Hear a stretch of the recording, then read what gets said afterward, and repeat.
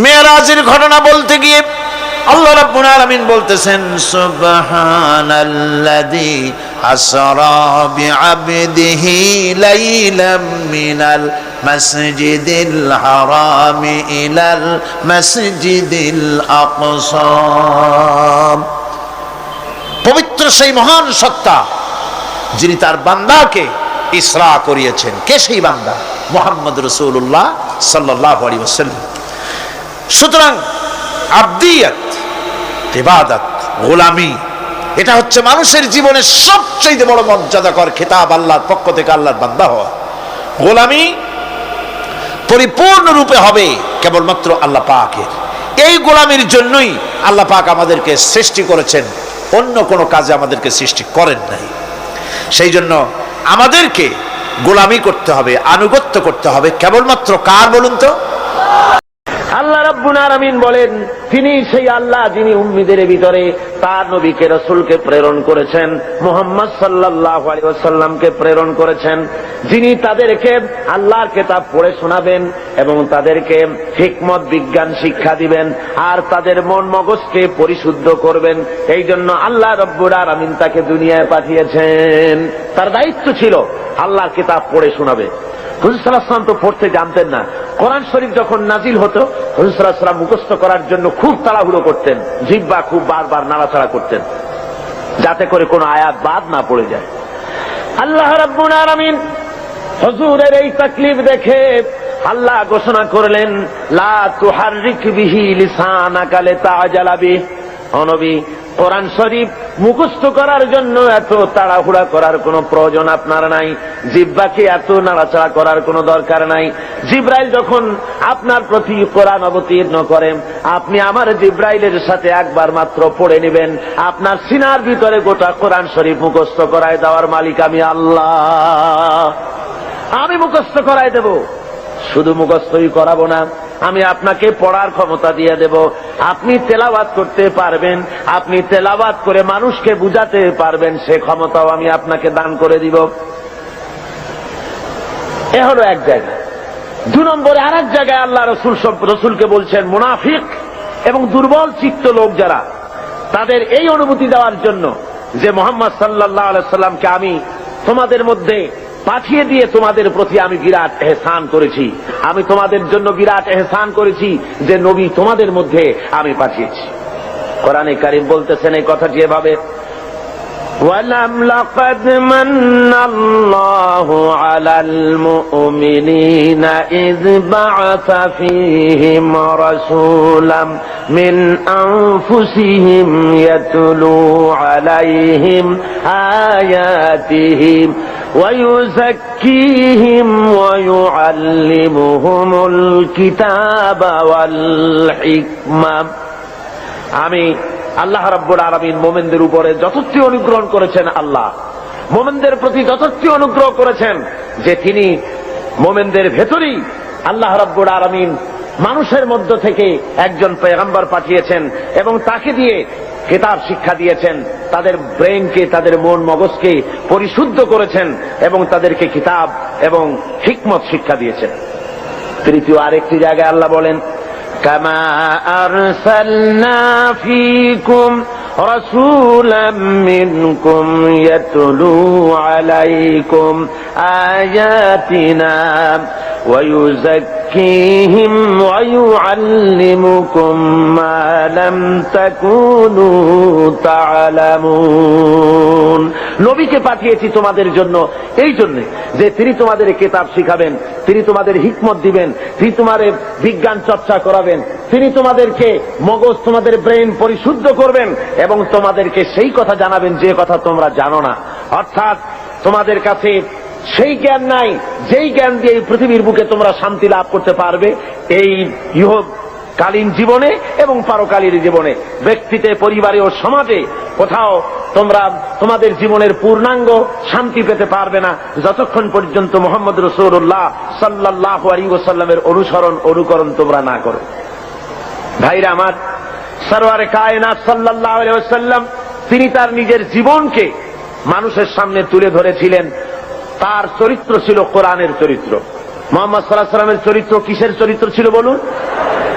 হযরতে আয়েশা সিদ্দিকা রাদিয়াল্লাহু তাআলা আনহার খেদমতে কিছু বহিরাগত সাহাবী এসে জিজ্ঞেস করেছিলেন, মা আয়েশা, আপনি আমাদেরকে বলেন হুজুর সাল্লাল্লাহু আলাইহি ওয়াসাল্লামের চরিত্র কেমন, তার আখলাক সম্পর্কে আমারে কিছু শোনান। হযরত আয়েশা বলেন, ওগো সাহাবীরা, তোমরা কি কোরআন শরীফ পড়ো নাই? ওনারা বললেন, হ্যাঁ, কোরআন পড়েছি। হযরত আয়েশা বলেন, মুসলমানেরা, তোমরা যদি কোরআন শরীফ পড়ে থাকো, কোরআন যদি তোমরা পড়তে জেনে থাকো, তাহলে রাসূলের চরিত্র জানার জন্য আমার কাছে কেন এলে? যেটা কোরআন শরীফ, তার বাস্তব নমুনা যদি দেখতে চাও, তাহলে আল্লাহর নবী মুহাম্মদুর রাসূলুল্লাহর দিকে তাকায়া দেখো। জোরে বলেন সুবহানাল্লাহ। তার মানে হলো, যেটা কোরআন শরীফ সেইটাই মুহাম্মদ সাল্লাল্লাহু আলাইহি ওয়াসাল্লাম। কোরআন শরীফ নড়তে পারে না, কোরআন শরীফ হাঁটতে পারে না, কোরআন শরীফ কথা বলতে পারে না, কোরআন শরীফ কাগজের মধ্যে লিপিবদ্ধ একটি কিতাব। কেউ যদি আসল কোরআন দেখতে চায়, কেউ যদি চলমান কোরআন দেখতে চায়, তাহলে সে যেন মুহাম্মদ সাল্লাল্লাহু আলাইহি ওয়াসাল্লামকে দেখে নেয়। আল্লাহর নবীর 23 বছরের জিন্দেগি হলো কোরআনের জিন্দেগি। জোরে বলেন সুবহানাল্লাহ। 30 পারা কোরআন আর নবীর 23 বছরের নবুয়তের জীবন। হুজুর সাল্লাল্লাহু আলাইহি ওয়াসাল্লাম, আল্লাহ রাব্বুল আলামিন তার প্রসঙ্গ উল্লেখ করতে গিয়ে আল্লাহ বলেছেন যে তিনি শুধুমাত্র একজন নবী ছিলেন না, সাথে সাথে নবুয়তের দায়িত্ব তিনি পালন করেছেন। এবং তিনি হারাম এবং হালালের বিধান শুধু কোরআন শরীফেই করা হয়নি, মুহাম্মদ সাল্লাল্লাহু আলাইহি ওয়াসাল্লামকেও পাওয়ার দেওয়া হয়েছে হালাল এবং হারামের বিধান তিনিও নির্ধারণ করার ক্ষমতা আল্লাহ তাকেও দিয়েছেন। কোরআন শরীফ বলতেছে, ইয়ামুরুহুম বিল মারুফি ওয়া ইয়ানহাহুম আনিল মুনকার ওয়া ইউহিল্লু লাহুমুত তাইয়্যিবাতি ওয়া ইউহাররিমু আলাইহিমুল খাবাইস। আল্লাহ রাব্বুল আলামিন বলেন, তিনি মানুষকে ভালো কাজের জন্য আদেশ দেন আর মন্দ কাজ থেকে ফিরায় রাখেন, আর হালাল এবং হারাম জিনিসগুলি তিনি বেছে দেন, নির্ধারণ করে দেন। সুতরাং কোরআন শরীফের মধ্যে হালাল হারামের বিধান আল্লাহ যা দিয়েছেন এখানেই শেষ নয়, মুহাম্মদ সাল্লাল্লাহু আলাইহি ওয়াসাল্লামকেও আল্লাহ রাব্বুল আলামিন লেজিসলেটিভ পাওয়ার তাকেও দান করেছেন, অর্থাৎ আইন তৈরি করার তিনি শারে' ছিলেন, শরীয়ত প্রণয়নকারীও ছিলেন। জোরে বলেন সুবহানাল্লাহ। বিরাট ক্ষমতা আল্লাহ তাকে দান করে দিয়েছিলেন। মুহাম্মদ, আল্লাহর কথা মানা যেমন ফরজ, মুহাম্মদ সাল্লাল্লাহু আলাইহি ওয়াসাল্লামের কথা মানা সুন্নত না নফল? বলেন তো কি? আপনারা তাহলে নিশ্চয়ই বুঝতে পেরেছেন। মুহাম্মদ সাল্লাল্লাহু আলাইহি ওয়াসাল্লামের কথা মানা শুধু নফল নয়, সুন্নত শুধু নয়, বরং আরো বেশি। আল্লাহর কথা মানা যেমন ফরজ, মুহাম্মদ সাল্লাল্লাহু আলাইহি ওয়াসাল্লামের কথা মানা তেমন ফরজ। কেমন করে হলো তা? হয়েছে এইভাবে, আল্লাহ রাব্বুল আলামিন তিনি ঘোষণা করেছেন, ওয়া মা আতাকুমুর রাসূলু ফাখুযুহু ওয়া মা নাহাকুম আনহু ফান্তাহু। তোমাদের রাসূল তোমাদের জন্য যা আনয়ন করেছেন, তিনি যা তোমাদেরকে দিয়েছেন তা তোমরা গ্রহণ করো, আর যা নিষেধ করেছেন তার থেকে তোমরা ফিরে থাকো। তার অর্থ হলো, মুহাম্মদ সাল্লাল্লাহু আলাইহি ওয়াসাল্লাম যা আদেশ করেছেন তা মানা ফরজ, আল্লাহর হুকুম অনুযায়ী। কার হুকুম অনুযায়ী? ফরজ। আর হুজুর যা নিষেধ করেছেন তার থেকে ফিরে থাকা, আল্লাহর হুকুম অনুযায়ী তার থেকে ফিরে থাকা কি? ফরজ। রাসূল যেটা নিষেধ করেছেন তা করা হারাম, যা আদেশ করেছেন তা পালন করা ফরজ। কথা বুঝে আসছে ভাইরা আমার? আল্লাহ তার রাসূলকে এভাবে করে ক্ষমতা দিয়ে দিলেন, তাকে বিচারক হিসাবে আল্লাহ বানাইছেন দুনিয়ার ভিতরে। সোশ্যাল জাস্টিস, সামাজিক সুবিচার প্রতিষ্ঠার জন্য আল্লাহ তার দায়িত্ব দিলেন। আল্লাহ বলছেন, ইন্না আনজালনা ইলাইকাল কিতাবা বিল হাক্কি লিতাহকুমা বাইনান নাসি বিমা আরাকাল্লাহ। হে নবী, আমি সত্য সহকারে আপনাকে পাঠিয়েছি। আপনি আপনার উপরে যে কিতাব অবতীর্ণ করেছি, সেই কিতাব দিয়ে আপনি মানুষের উপরে বিচার ফায়সালা করবেন। আর মানুষের সামনে আপনি আমার কোরআন দিয়ে বিচার ফায়সালা করবেন, যেটা আমি আপনার প্রতি অবতীর্ণ করেছি। আল্লাহর আইন দিয়ে মানুষের উপরে শান্তি প্রতিষ্ঠা কিভাবে হতে পারবে, সেটা আপনি আমার কোরআন দিয়ে মানুষের সামনে সেট করবেন।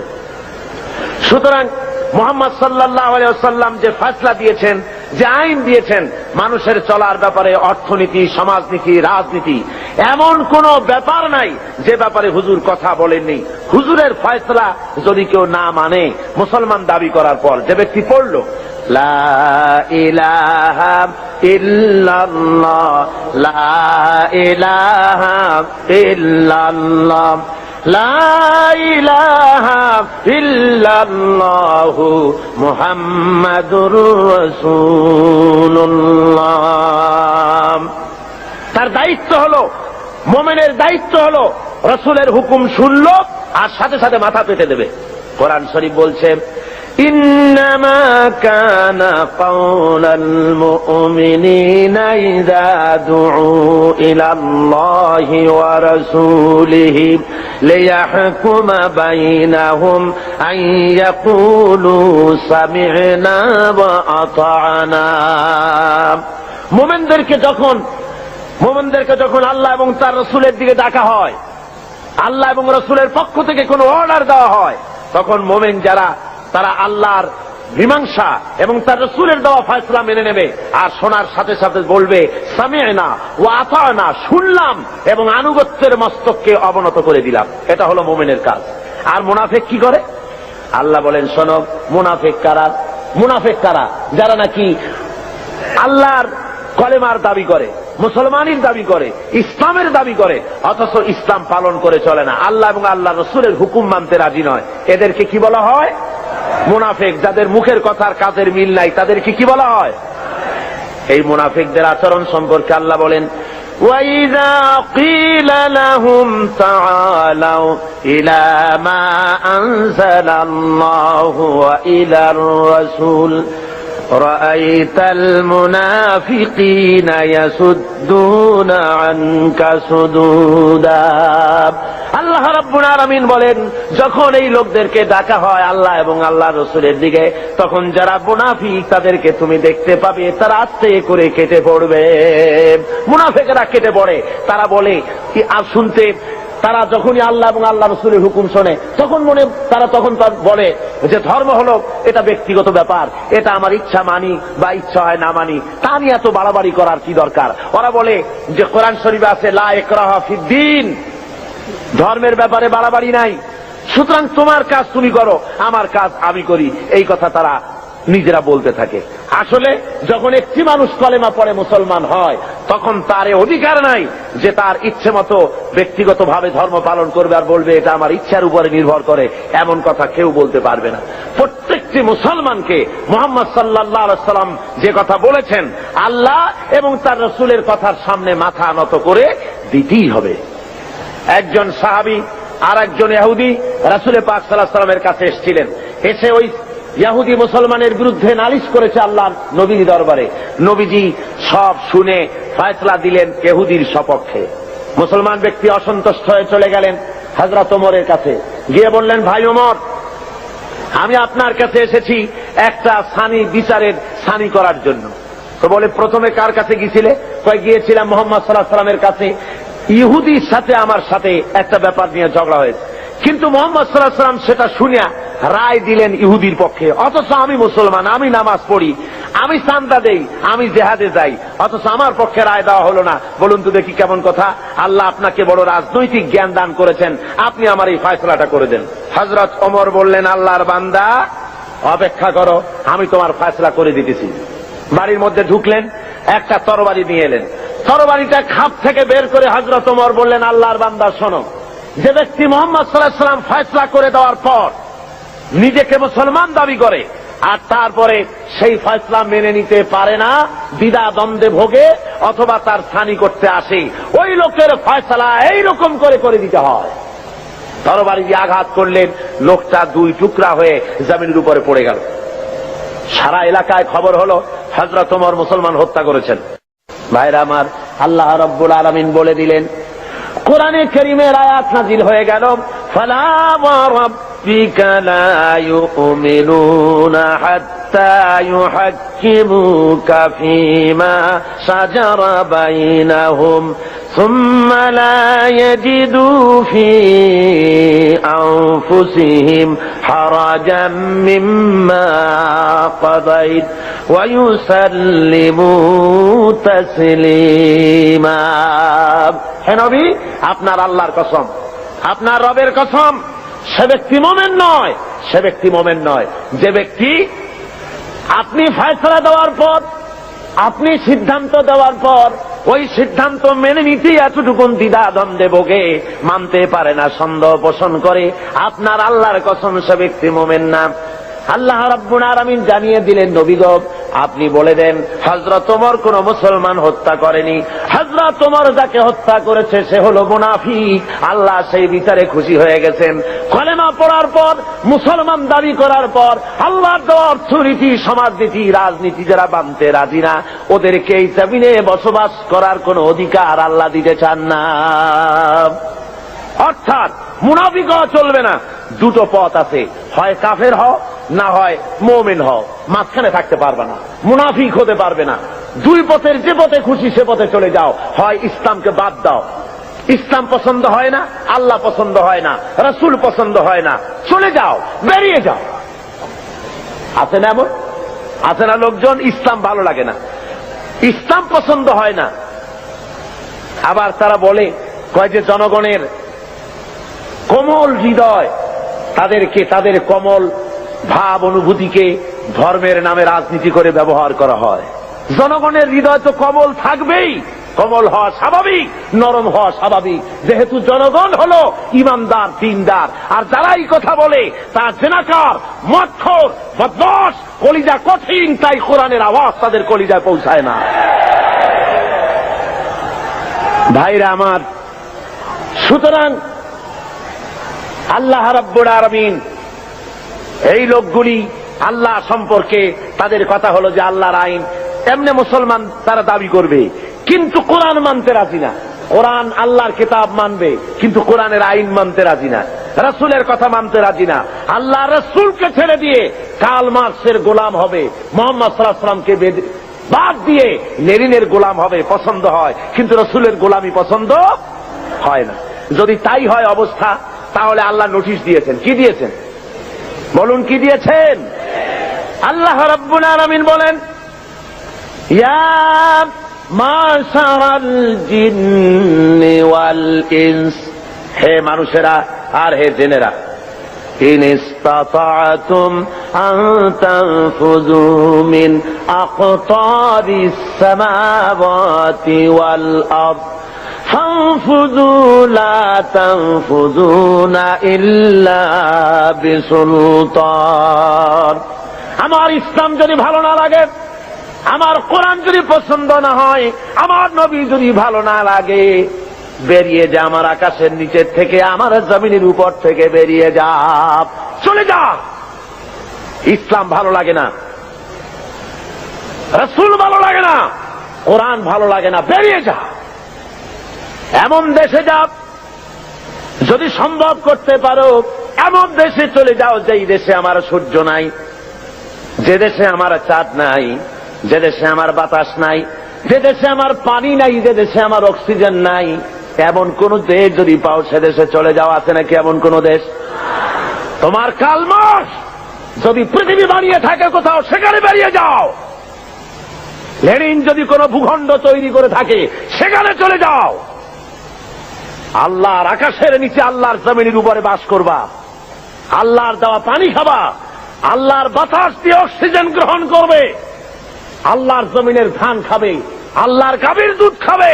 আর কার্ল মার্কসের গোলামি হতে পারে? যদি বলুন পারে।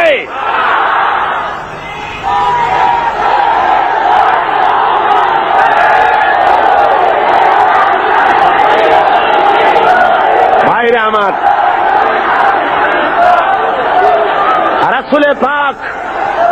রাসূলে পাক জোরে বলেন সাল্লাল্লাহু আলাইহি ওয়াসাল্লাম স্পষ্টভাবে ঘোষণা করেছেন, লা ইউমিনু আহাদুকুম হাত্তা ইয়াকুনা হাওয়াহু তাবআন লিমা জিতু বিহি। আল্লাহর কসম, তোমাদের মধ্যে কেউ ঈমানদার হতে পারবে না। কে বলতেছেন? আল্লাহ রাসূল বলছেন, তোমাদের ভিতরে কেউ ঈমানদার হতে পারবে না যতক্ষণ পর্যন্ত তারা নিজেদের প্রবৃত্তি কর্তৃক পরিচালিত হতে থাকবে এবং আমি যে জিনিস নিয়ে এসেছি তার অনুসরণকারী না হবে, ততক্ষণ পর্যন্ত মুমিন হতে পারবে না। আমি যা এনেছি আল্লাহর কাছে থেকে সেটা অনুসরণ করা লাগবে। আমি যে অর্থনীতি দিয়েছি, রাসূল যে অর্থনীতি দিয়েছেন, রাসূল যে সমাজনীতি দিয়েছেন, রাসূল যে রাষ্ট্রনীতি দিয়েছেন, রাসূল যে পথ দেখিয়েছেন, এই পথ যদি না মানে, রাসূল বলেছেন কখনো মুমিন হতে পারবে না। কে বলেছেন? আল্লাহর নবী বলেছেন। সুতরাং মুমিন মুসলমান যারা, তাদেরকে আল্লাহর দেওয়া বিধান অনুযায়ী আল্লাহর রাসূলের আনুগত্যের সামনে মাথা নত করে দিতে হবে। কি জন্য দিতে হবে? আল্লাহর হুকুম অনুযায়ী। আল্লাহ রাব্বুল আলামিন বলেন, ওয়া মা আরসালনা মির রাসূলিন ইল্লা লিয়ুতাআ বিইذনিল্লাহ। আমি যে রাসূলই পাঠিয়েছি তাকে আনুগত্য করার জন্যই পাঠিয়েছি, আর তা আল্লাহর হুকুমে। নবীর আনুগত্য করতে হবে, এটা কার হুকুম? বলুন জোরে, কার হুকুম? নবীর আনুগত্য করতে হবে আল্লাহর হুকুমে। আল্লাহ রাব্বুল আলামিন বলছেন, মান ইউতি'র রাসূলা ফাকাদ আতা আল্লাহ। যে ব্যক্তি রাসূলের আনুগত্য করলো সে আল্লাহর আনুগত্য করলো। যে রাসূলের আনুগত্য করলো সে কার আনুগত্য করলো? আল্লাহ রাব্বুল আলামিনের। সুতরাং প্রত্যেকটি মুসলমানকে তার ব্যক্তি, পরিবার, সমাজ ও রাষ্ট্রে জীবনের সকল দিক ও বিভাগে একমাত্র তাকে আইন মেনে চলতে হবে। কার? আল্লাহ এবং তার রাসূলে পাক সাল্লাল্লাহু আলাইহি ওয়াসাল্লামের পথ তাকে অনুসরণ করে চলতে হবে। এই জন্য আল্লাহ বলছেন, আতিউল্লাহ ওয়া আতিউর রাসূল। তোমরা আল্লাহর, কুল আতিউল্লাহ ওয়ার রাসূল, আল্লাহ এবং রাসূলের আনুগত্য করো। তোমার জীবনের মুক্তি এই পথে। এই পথ ছাড়া তোমার জীবনের আর কোনো মুক্তি হতে পারে না। আজকে মানুষের জন্য অর্থনৈতিক মুক্তি, লোকেরা মনে করে ইসলাম হলো একটি ধর্ম মাত্র। ইসলাম কি? শুধুমাত্র একটি ধর্ম। এই কথা ছড়ানো হচ্ছে তথাকথিত প্রগতবাদী, নাস্তিক্যবাদীর ধ্বজাধারীরা। তারা চতুর্দিকে ছড়াচ্ছে ইসলাম হলো শুধুমাত্র একটি ধর্ম, এতে আছে শুধু নামাজ, রোজা, হজ, যাকাতের কথা, অর্থনৈতিক কোনো বক্তব্য নাই।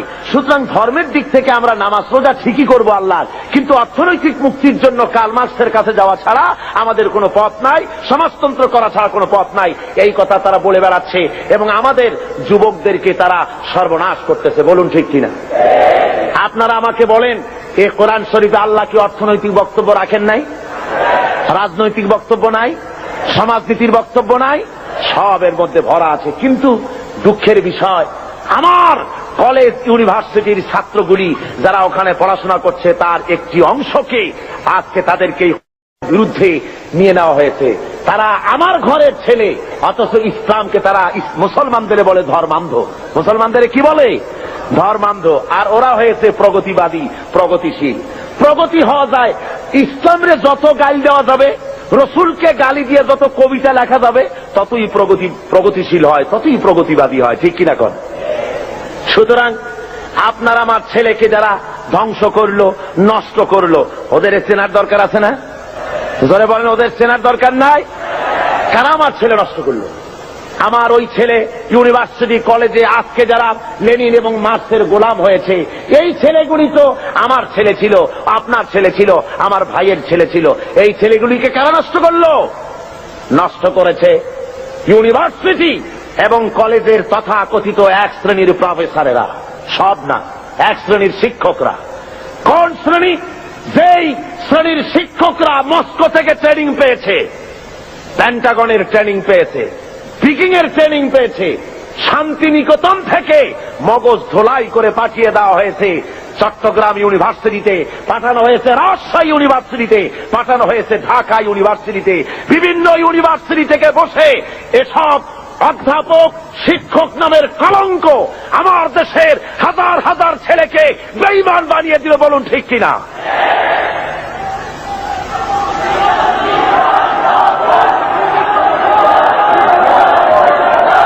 ভাইয়েরা আমার, আজকে আমাদেরকে বুঝতে হবে, ওই ইউনিভার্সিটিগুলিতে যদি কোরআনে কারীম পড়ানো হতো, যদি রাসূলের হাদিস পড়ানো হতো, রাসূলের অর্থনীতি যদি পড়ানো হতো, ছেলেগুলি খারাপ হতো না, সব মুহাম্মদ সাল্লাল্লাহু আলাইহি ওয়াসাল্লামের অনুসারী হয়ে যেত। ঠিক কিনা বলেন?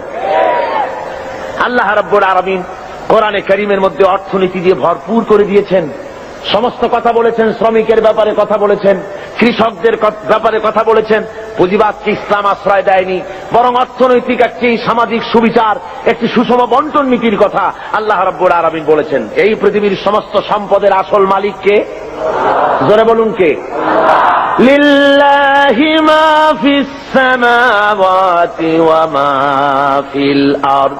পড়েন সবাই আমার সাথে, লিল্লাহি মা ফিস সামাওয়াতি ওয়া মা ফিল আরদ।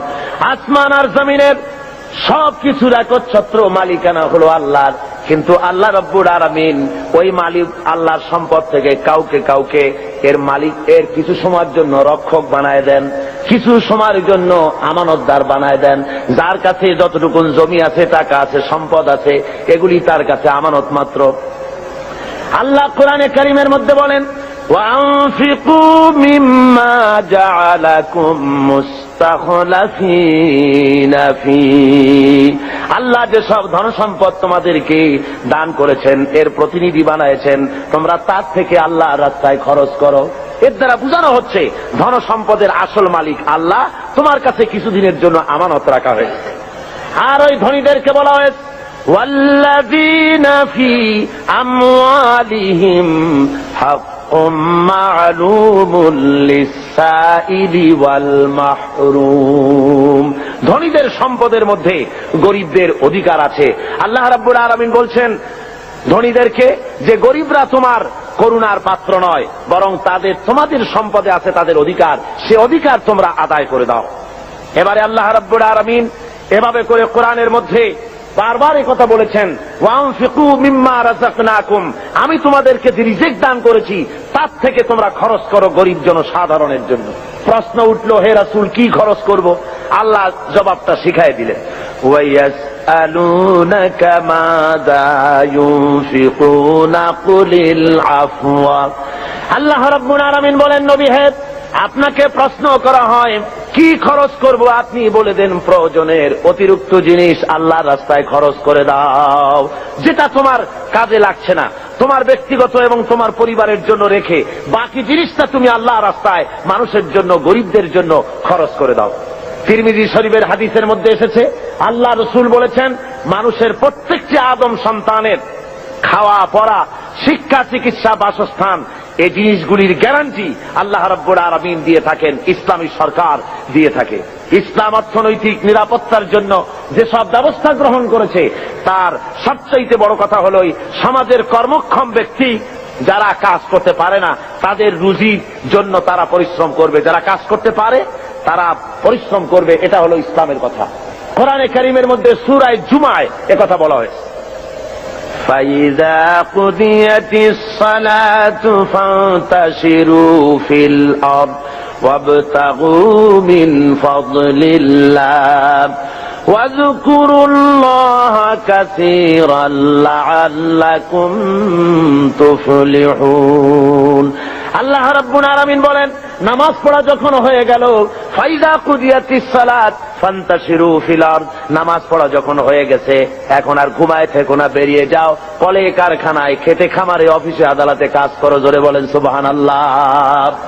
ইসলাম কাজের ট্রেনিং দেয়, বসে থেকো না, নামাজ পড়া হয়েছে বেরিয়ে যাও। হাদিস শরীফে এসেছে, ইযা সাল্লাইতুমুল ফাজরা ফালা তানুমু আন তালবি আরযাকিকুম, যখন ফজরের নামাজ পড়া হয়ে গেল ঘুমায়ও না, ফালা তানুমু, ঘুমায়ও না, বেরিয়ে যাও, কল কারখানা, খেতে খামারে, অফিসে আদালতে উৎপাদন বাড়াও, কাজ করো, নিজের জন্য পরিশ্রম করো, অন্যের জন্য পরিশ্রম করো। হুজুর বলেছেন, সেই ব্যক্তির মতো হতভাগ্য আর কেউ নাই যে নিজের জন্য পরিশ্রম করে না, অন্যের জন্য পরিশ্রম করে না, তার মতো হতভাগ্য আর কেউ হতে পারে না। ইসলাম কাজের কথা এভাবে বলেছেন, আর বলেছেন কি, এই কাজটা যখন করবে তখন কিন্তু আমাকে ভুলে যেও না, আমার কথা মনে রেখো। যখন তুমি কাজে বেরোবে, আমার ফাইদা কুদিয়াতিস সালাত ফান্তাশিরু ফিল আরদ ওয়াবতাগু মিন ফাদলিল্লাহ ওয়াযকুরুল্লাহা কাসীরান লাআল্লাকুম তুফলিহুন। যখন তোমরা রুজি তালাশের জন্য বেরোবে তখন আমার জিকির বেশি বেশি করে করবে। কার জিকির? আল্লাহর জিকির। তার মানে এটা নয় যে অফিসে বসে আল্লাহু আল্লাহু করবেন, তারপরে জমিনে গিয়ে আল্লাহ আল্লাহ করবেন মুখে মুখে শুধু, তা না। জিকির মানে স্মরণ। জিকির মানে কি? এর মানে হলো আপনি যখন অফিসে বসবেন, আল্লাহ বলেন এটা তোমার রুজি কামাইয়ের জায়গা, অফিসে বসে যতক্ষণ থাকবে তখন আমাকে স্মরণ করবে। আমি যদি তোমার স্মরণে থাকি তাহলে বাম হাতের ইনকাম করা সম্ভব হবে না। কথা বোঝেন? বাম হাতের ইনকাম এটা আছে নাকি? চিটাগঙ্গে নাই বোধহয়, আছে। ঘুষের টাকা, অবশ্য বাংলাদেশে ঘুষ নাই। বাংলাদেশে ঘুষের প্রচলন আছে নাকি? না না, বাংলাদেশে ঘুষ গেছে বকশিস হইয়া। কয় যে আমার বকশিস দিতে। হযরতে ওমরে ফারুক রাদিয়াল্লাহু তাআলা আনহুর জামানায় যাকাত কালেক্টররা যাকাতের টাকা নিয়ে এসেছে, এসে বলছে হে আমিরুল মুমিনিন, এই নিন, এই টোপলাটা হলো যাকাতে। আচ্ছা ওইটা কি? ওই যে ছোট টোপলাটা? কয় ওটা হলো আমার হাদিয়া, লোকেরা আমাকে দিয়েছে। হযরত ওমর বলছেন ওটাও জমা দাও। কয় এটা তো আমাদের লোকেরা হাদিয়া দিয়েছে। কয় দাও না, জমা দাও। এরপরে আমি তোমার চাকরি বাদ দিয়ে দিলাম, এখন যাও দেখি তোমার কেটে হাদিয়া দেয়। তার মানে ওইটা দিয়েছে তোমার চাকরির জন্য। সুতরাং ঘুষ খাওয়া হলো হারাম। ঘুষ খাওয়া কি? হারাম। আল্লাহ রাব্বুল আলামিন বলেন, যখন তুমি কল কারখানায়, খেতে খামারে, অফিসে যখন বসবে, আমার জিকির বেশি করে করবে, আমাকে স্মরণে রাখবে, তাহলে কোন ক্রমে তুমি ঘুষ তোমার বাম হাতের ইনকাম করতে পারবে না। আমার ভয় অন্তঃকরণে তোমার আসবে। এখন যে গভর্নমেন্ট ক্ষমতায় আছেন, এই গভর্নমেন্ট প্রথমে যখন ক্ষমতায় আসেন, এসেই তারা আসবার আগেই ঘোষণা করেছিলেন যে দুর্নীতির বিরুদ্ধে আমরা জিহাদ ঘোষণা করেছি, দুর্নীতির বিরুদ্ধে। এই ঘোষণার পর তারা ক্ষমতায় এলেন। এর কদিন পরেই আমার মাহফিল ছিল বাইতুল মোকাররমে। তো ঘোষক সেখানে উপস্থিত, বোঝেন তো কে? তো আমি সেখানে বললাম মোনাজাতের মধ্যে যে আল্লাহ, যারা আজকে দুর্নীতির বিরুদ্ধে জিহাদ ঘোষণা করে ময়দানে এলেন, এরাই যেন কিয়ামতের দিন দুর্নীতির দায়ে আসামি হয়ে তোমার কাঠগড়ায় না দাঁড়ায়। আবার আজকে দেখা গেল সমাজের অবস্থা, যারা দুর্নীতির বিরুদ্ধে জিহাদ ঘোষণা করে এলেন, দুর্নীতি মনে হয় কোন সমাজের এমন কোন একটি রন্ধ্র নাই যেখানে দুর্নীতি আজ না ঢুকেছে। কি কোন ঠিক কিনা? সমাজের পরতে পরতে, সর্বস্তরে, রন্ধ্রে রন্ধ্রে ঘুষ, অনাচার, ব্যভিচার ঢুকে গিয়েছে। এই জন্য আল্লাহ বলছেন, আমি যদি স্মরণে থাকি তাহলে এই অন্যায় অবিচার করা তোমার পক্ষে সম্ভব হবে না। আল্লাহ রাব্বুল আলামিন এরপরে যারা কাজ করতে পারেন তাদের কি, যারা কাজ করতে পারে না, উপার্জনে অক্ষম যারা, তাদের জন্য আল্লাহ রাব্বুল আলামিনের রাসূল পাক সাল্লাল্লাহু আলাইহি ওয়াসাল্লাম বলেছেন যে যারা কাজ করতে পারে, তারা কর্ম কাজে যারা শক্তি নাই, তাদের প্রয়োজন তারা মিটিয়ে দেবে। ওয়ায়াকফুলু গানিয়ুহুম ফাকিরাহুম, তাদের সমাজের ধনীরা তারা গরিবদের খাবারের বন্দোবস্ত করবে, তাদের অভাব অভিযোগ প্রয়োজনকে মিটিয়ে দেবে। আল্লাহ রাব্বুল আলামিনের নবী বলেন, সেই ব্যক্তি মুমিন নয়, সেই ব্যক্তি মুমিন নয়। তিনবার বললেন। সাহাবায়ে কেরাম জিজ্ঞেস করলেন, ইয়া রাসূলুল্লাহ, কোন ব্যক্তি মুমিন নয়? হুজুর বলেন, যে ব্যক্তি পেট পুরে আহার করার পর ঘুমায় গেল, এই কথা জানার পরে যে তার প্রতিবেশী না খেয়ে আছে, এই কথা জানার পরে যে ঘুমায় গেল।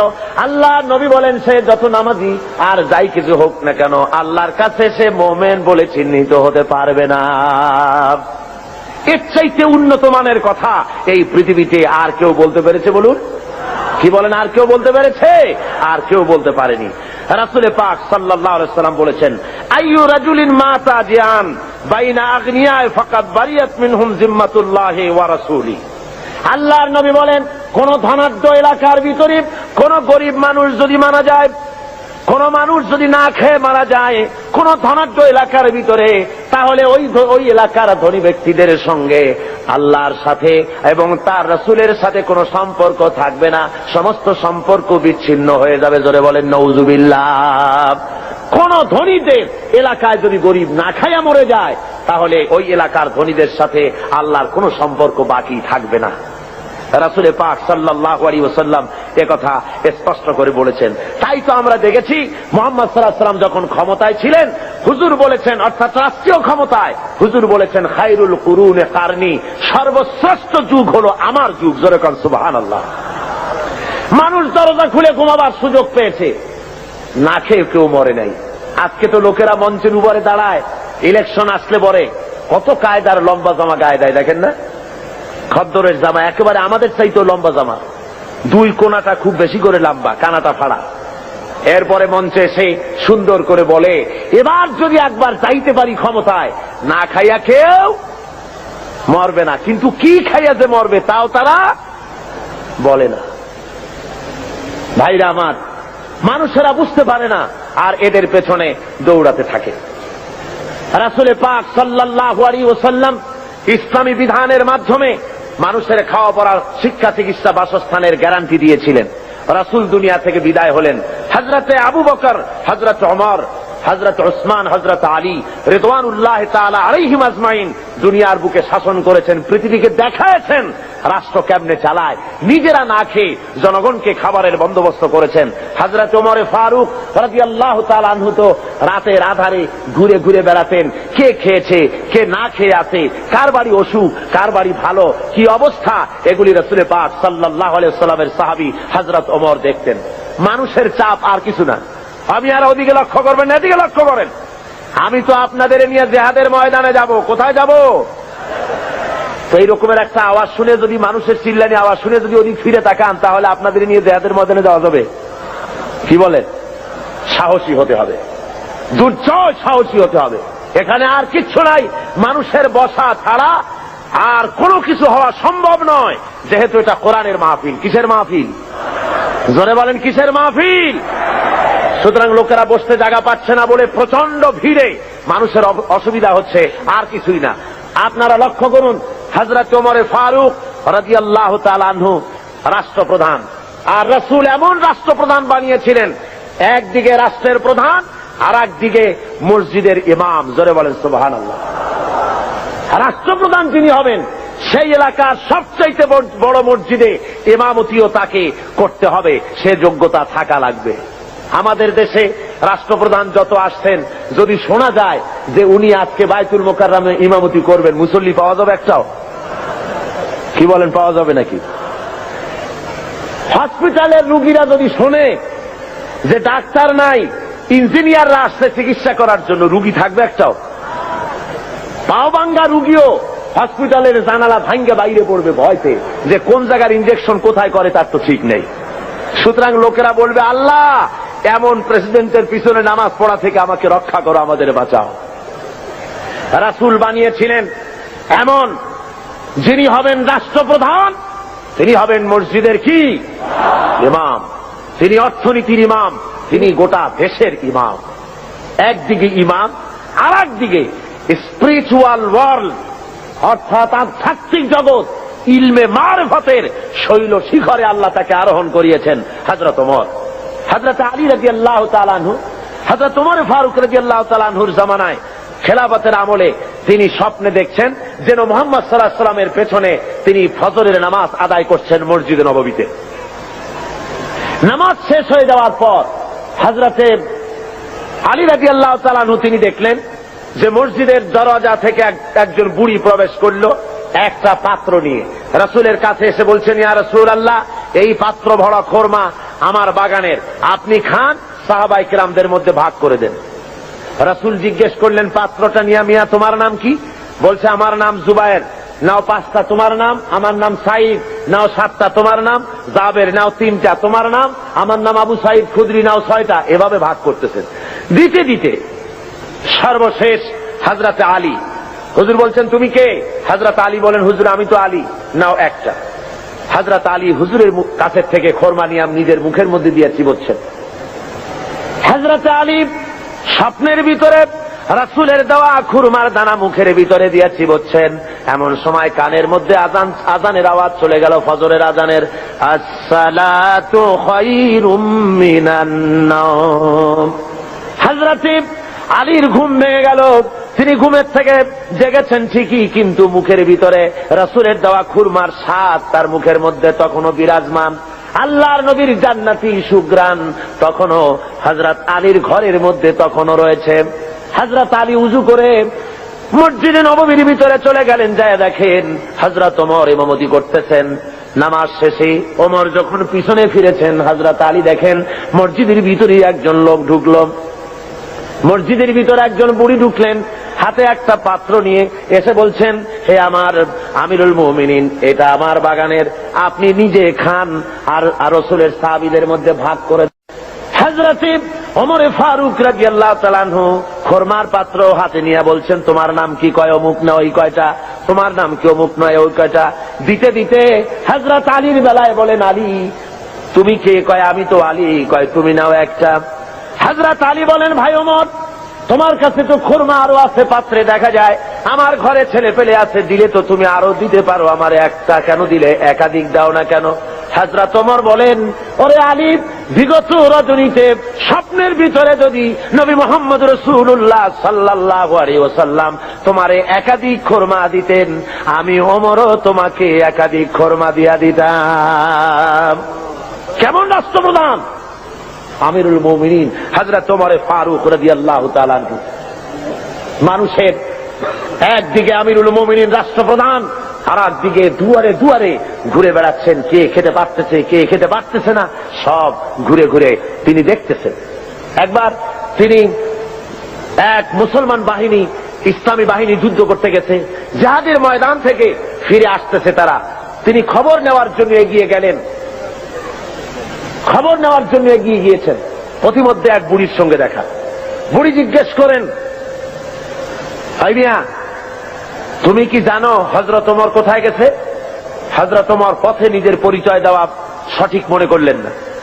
তিনি বললেন যে ওমর এই দিকে গেছে, নিজের দিকে দেখালেন। বুড়ি মনে করছে ওই দিকে গেছে। হযরতে ওমরের কথার পর বুড়ি বলছে, পথিক তুমি কি জানো ওমর কেমন আছে? কয় হ্যাঁ জানি তো, ভালো আছে। কয় তুমি তো বলছো ভালো আছে, আমি বলি ওমর নিপাত যাক।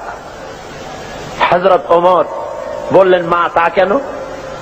কয় যে আমি আজকে 3-4 দিন পর্যন্ত বাইরের থেকে এসেছি, আমি মদিনার লোক না, তো আমি এখানে আছি, খলিফার কাছেও যেতে পারি না, আর আমিও আমার খাবার ঠিক মতো পাই না, সেই জন্য অসন্তুষ্ট হয়েছি যে তিনি বলেছেন ফোরাতের কূলে যদি একটি ছাগল একটি কুত্তাও যদি মারা যায় না খাইয়া, আমি ওমর দায়ী হব। তা আমি তো মানুষ, আমি তো খাবার পেলাম না, সেই জন্য আমি অসন্তুষ্ট হয়েছি। তারপরে হযরত ওমর বলছেন, বুড়িমা তুমি ওমরের উপরে খুব নারাজ হয়েছে দেখা যায়, তো হযরত ওমর তো খুব ব্যস্ত, যুদ্ধ চলতেছে বাইরে, আর সমস্ত জিনিস নিয়ে তিনি খুব ব্যতিব্যস্ত আছেন, তা তুমি কি হলে ওমরের প্রতি খুশি হও? বুড়ি বলছে, তোমাকে তো খুব ওমর ভক্ত লোক বলে মনে হয়, তা দাও তো দেখি আমাকে এতগুলো দিনার, তাহলে আমি খুশি হই। হযরত ওমর পকেটে হাত দিয়েছেন সে পয়সাগুলি বের করার জন্য। এমন সময় যে এলাকায় মুসলমানেরা যুদ্ধ করতে গিয়েছিলেন, সেই এলাকা থেকে তারা ফিরে এসে প্রতিমধ্যে হযরত ওমরকে দেখে বলছেন, আমিরুল মুমিনিন খলিফাতুল মুসলিমিন, আল্লাহ শুকর যে আল্লাহ আমাদেরকে জয়ী করেছেন। শুনে বুড়ি যখন শুনলো যে আমিরুল মুমিনিন, সে ভয়তে থরথর করছে, সর্বনাশ, হযরত ওমরের সামনে আমি বলছি যে ওমর নিপাত যাক। বুড়ি তখন করজোরে বলছে, আমিরুল মুমিনিন আমি বুঝতেই পারি নাই, ভুল করেছি, আপনার সামনে আপনার নিপাত কামনা করেছি, আমি বুঝি নাই, আমারে আল্লাহর রাস্তায় মাফ করে দেন। হযরত ওমর বলেন, বুড়ি মাফ করা লাগবে না, আমার উল্টা মাফ চেও না, বরং আমি মাফ চাই। তুমি বলার আগে আমি যে তোমার ক্ষুধার খবর নিতে পারি নাই, এই জন্য তুমি কিয়ামতের ময়দানে আল্লাহর দরবারে আমারে তুমি আসামি বানাইও না। ইসলাম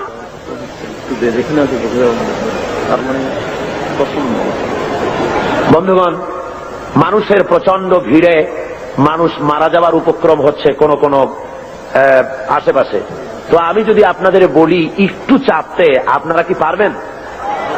আমিও জানি আপনারা পারবেন, কিন্তু দাঁড়াবেন না, কেউ দাঁড়াবেন না, দাঁড়াবার কোনো পারমিশন নাই, বেয়াদবি করবেন না। বসা অবস্থায় একটু এগোন তো, বসা অবস্থায় চতুর্দিক থেকে কেউ কোনো মুসলমান দাঁড়াবে না। বসা অবস্থায় একটু চেপে আসেন আর একটু মহব্বতের সাথে জিকির করেন, লা ইলাহা ইল্লাল্লাহ, খুব জোরে করেন, লা ইলাহা ইল্লাল্লাহ,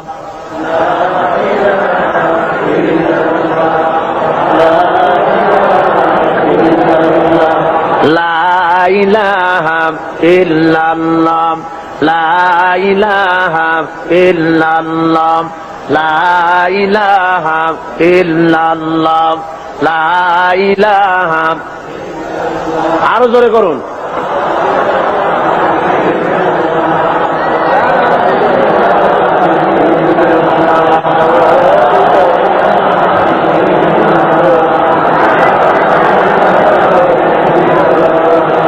লা ইলাহা ইল্লাল্লাহ, লা ইলাহা লা ইলাহা ইল্লাল্লাহু মুহাম্মাদুর রাসূলুল্লাহ। ভাইরা আমার, ইসলাম যাকাতের মাধ্যমে এবং পারস্পরিক দানের মাধ্যমে মানুষের দরিদ্রতা দূর করার ব্যবস্থা করেছে। হযরত ওমর ইবনে আব্দুল আজিজ রাহমাতুল্লাহ আলাইহির যুগে বাজারে বাজারে শহরাত করা হতো, যাকাত কে নেবে, যাকাত কে নেবে, একটা লোক যাকাত নেব আমি, এইরকম লোক পাওয়া যায় নাই। জোরে কোন সুবহানাল্লাহ। লোক পাওয়া যায় না। হযরত ওমর ইবনে আব্দুল আজিজ রাহমাতুল্লাহ আলাইহির জামানায় একটা লোক অনেকগুলি যাকাতে সদকার টাকা নিয়ে ঘুরতেছেন, কারে দেবে, গরিব তালাশ করতেছে। তালাশ করতে করতে 3 দিন হয়ে গেছে, পায়নি। শেষ পর্যন্ত মরুদ্যানের ভেতরে বসে ঝিমোচ্ছে। এমন সময় দেখে যে আর একটা লোক সেখানে আসছে, গায়ের জামা কাপড় ময়লা, বিরাট একটা গাচ্ছি। তারে বলছে, আসসালামু আলাইকুম ভাই, আল্লাহ মেহেরবানি আপনারে পাইয়া গেছি, আমি আজকে 3 দিন পর্যন্ত সদকার টাকা নিয়ে ঘুরতেছি, কারে দেবো কোনো লোক পাই না, আপনার মতো একটা গরিব লোক পাইয়া গেছি, আপনি দয়া করে আমার টাকাগুলি নিয়ে আমারে বাঁচা। ওই লোকটা বলছে, মিয়া তোমার মাথায় স্ক্রু ঢিলা টিলা নাকি? তুমি কি মনে করছো আমার ওই টোপলার মধ্যে ছেঁড়া খাতা? আমার টোপলার তোমার ওর মধ্যে কয় টাকা? কয় যে এত। তা আমারটা গুনিয়ে দেখো, তোমারটা চাইতে অনেক বেশি। তুমি ঘুরছো 3 দিন, আমি ঘুরেছি 1 সপ্তাহ। পুরা এলাকায় সদকার টাকা নিতে পারে এমন গরিব খুঁজা পাইলাম না। জোরে বলেন সুবহানাল্লাহ, জোরে বলেন সুবহানাল্লাহ। এটা কিসের বরকতে হয়েছে? ইসলামের বরকতে। জোরে বলেন কিসের বরকতে? ইসলামের বরকতে। আল্লাহ রাব্বুল আলামিনের হাবিব বলেন, তুখাযু মিন আগনিয়াইহিম ওয়া তুরাদ্দু আলা ফুকারাইহিম। ধনীদের কাছ থেকে যাকাত নাও আর গরিবদের কাছে দিয়ে দাও। যদি যাকাত দিতে কেউ অস্বীকার করে, তাহলে হাফেজ ইবনে হাজার আসকালানী রাহমাতুল্লাহ আলাইহি তিনি বুখারী শরহ ফাতুল বারীর মধ্যে তিনি লিখেছেন, ফামানিম তানিয়া উখিযাত বিহি উখিযাত মিনহু ফাহরান। অর্থাৎ যদি কেউ যাকাত দিতে গভর্নমেন্টের হাতে অস্বীকার করে, জবরদস্তি করে তার কাছ থেকে যাকাত আদায় করে নাও। যাকাত দিতেই হবে বাই হুক এন্ড ক্রুক, গভর্নমেন্টের হাতে। তাই বলে এই বর্তমান হাজী সাহেব গভর্নমেন্টের হাতে না। বর্তমান গভর্নমেন্ট আইন করেছেন, যাকাত বোর্ড গঠন করেছেন। আমি প্রেসিডেন্টের সামনে বলেছি, সেই গভর্নমেন্টের হক নাই, অধিকার নাই যাকাত আদায় করার, যে গভর্নমেন্ট নামাজ কায়েম করে না। আল্লাযীনা ইম্মাক্কান্নাহুম ফিল আরদ আকামুস সালাত ওয়া আতাউজ যাকাত ওয়া আমারু বিল মারুফ ওয়া নাহাউ আনিল মুনকার। আল্লাহ রাব্বুল আলামিন বলেন, আমি যদি মানুষকে, মুমিনদেরকে যদি ক্ষমতায় দেই, 4খানা কাজ করবে। কয়খানা বলুন? মুমিন ব্যক্তিদের যদি আমি ক্ষমতা দেই, 4টা কাজ করবে। প্রথম কাজ হলো, প্রথম নম্বরে নামাজ আদায় করবে, নামাজ কায়েম করবে, নামাজ প্রতিষ্ঠা করবে। অর্ডার দিয়ে দিবে নামাজ পড়তে হবে বাধ্যতামূলক। কোন অফিসার, কোন স্কুল, কোন কলেজ, কোন ইউনিভার্সিটি নামাজের অর্থে চলতে পারবে না। নামাজের সময় বন্ধ করে দিতে হবে, বা জামাত নামাজ আদায় করবে মুসলমান, তারপরে আবার কাজ শুরু করবে। অর্ডার হবে গভর্নমেন্টের পক্ষ থেকে, নামাজ পড়তেই হবে, আল্লাহর হুকুম। অনেকে বলে, কয় হুজুর শুধু তো একটু নামাজ পড়ি না, নইলে আমি লোকটা আসলে খারাপ না। দান সৎকা করি, রোটারি, লায়ন্স, অ্যাপেক্স, লিও, তারপরে ফ্রিমেসন, এই ধরনের অনেক সংগঠনের সাথে থাকে, চক্ষু শিবির করি, চোখ ভালো করে দিই, খাবার দিই, শীত বস্ত্র দেই, আমি লোক খারাপ না। শুধু যা নামাজ পড়ি না তাই বলে আমার ইমান নষ্ট হলো নাকি? আমি বলি, মিয়া ইমানই তো নাই, তার নষ্ট হবে কি? ইমান থাকার জন্য নামাজ জরুরি। যার নামাজ নাই, লা দীনা লিমান লা সালাত লাহু। যার কাছে নামাজ নাই, তার কাছে ইমান নাই। সুতরাং নামাজ হল দ্বীনের খুঁটি, ইমাদুদ্দিন, দ্বীনের পিলার। পিলার নাই তো আপনার ছাদ হবে কেমনে, ঘর বাড়ি হবে কেমনে? হইতে পারে? পিলার ছাড়া ঘর বাড়ি হয়? হতে পারে না। সুতরাং নামাজ প্রতিষ্ঠা যে গভর্নমেন্ট করে না, ভালো কাজের আদেশ করা এবং অন্যায়ের প্রতিরোধ যে করে না, তার সেই গভর্নমেন্টের অধিকার নাই যাকাত বোর্ড গঠন করে যাকাত আদায় করা। জোরে বলেন, অধিকার আছে? কোন অধিকার নাই। ভালো কাজের আদেশ করা তো দূরের কথা, অন্যায়ের প্রতিরোধ তো দূরের কথা। বর্তমান গভর্নমেন্টের সময় সবচেয়ে সবচাইতে বেশি অবৈধ কার্যকলাপ বেশি ঘটেছে, বলেন ঠিক কিনা? সুতরাং শরীরের ভিতরে যদি হয় ক্যান্সার, ব্লাড ক্যান্সার অথবা হার্ট ক্যান্সার, মাথায় যদি লক্ষ্মীবিলাস মাখে, লক্ষ্মীবিলাস তেল, আশ্চর্য মলম যদি বুকে মাখে, ক্যান্সারের কোন উপকার হবে? হবে না। দেশটারে বেহায়ামি, অশ্লীলতা, মদ, জুয়া, জেনা, ব্যভিচার, সুদ, ঘুষ দিয়ে ভরে ফেলানো হয়েছে। সুতরাং আপনার এই যাকাত বোর্ড গঠন করে এই দেশকে ভালো বানাবার কোন উপায় হতে পারে না। সেই জন্য রাসূল বলেছেন, ইসলামী গভর্নমেন্টের হক হলো যাকাত আদায় করবে, যদি কেউ না দেয় তাহলে জবরদস্তি করে আদায় করবে। হযরতে আবু বকর সিদ্দিক রাদিয়াল্লাহু তাআলা আনহু যাকাত মুনকিরিনে যাকাত, যারা যাকাত দিতে অস্বীকার করেছিলেন, তাদের সম্পর্কে তিনি বলেছিলেন, ওয়াল্লাহি লাউ কাতিলান্না মান ফাররাকা বাইনা সালাতি ওয়াজ যাকাত, আল্লাহর কসম আমি যুদ্ধ ঘোষণা করব, জিহাদ করব যারা যাকাত দিতে অস্বীকার করে। অর্থাৎ কাফেরদের বিরুদ্ধে জিহাদ করা যেমন ফরজ মনে করি, অনুরূপ ভাবে আমি যারা যাকাত দিতে অস্বীকার করে তাদের বিরুদ্ধে জিহাদ ঘোষণা করতে, জিহাদ করা আমি ফরজ মনে করি।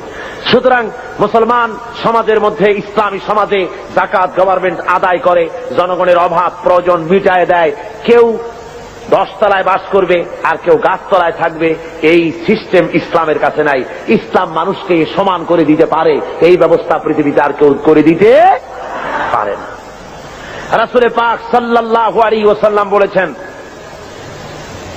তিনি আজকে যেমন পৃথিবীতে ব্যাংক আছে, এরকম একটি ব্যাংক উদ্বোধন করেছিলেন আল্লাহর নবী। আজকের ব্যাংকগুলি তো সুদভিত্তিক ব্যাংক, আর হুজুর যে ব্যাংক উদ্বোধন করেছিলেন সে ব্যাংকের নাম ছিল বাইতুল মাল। কি নাম ছিল? বাইতুল মাল নামক ব্যাংক উদ্বোধন করতে গিয়ে আল্লাহর নবী বলেছিলেন, মান তারাকা দায়নান আও দিয়ান ফালাইয়া। আল্লাহর নবী বলেন, যদি কোন ঋণগ্রস্ত ব্যক্তি ঋণ পরিশোধ না করে যদি মারা যায়, তাহলে আমি মুহাম্মদ সাল্লাল্লাহু আলাইহি ওয়াসাল্লাম তার পূর্ণ ঋণের ভার নিয়ে নিলাম। শুধু ঋণ শোধের ভারই নিলাম না, তার বিধবা স্ত্রী এবং তার অসহায় ছেলে পেলে এতিম বাচ্চাগুলি সবগুলির বোঝা আমি মুহাম্মদ সাল্লাল্লাহু আলাইহি ওয়াসাল্লাম আমার কাঁধে উঠায়া নিলাম। এর নাম ইসলামী স্টেট।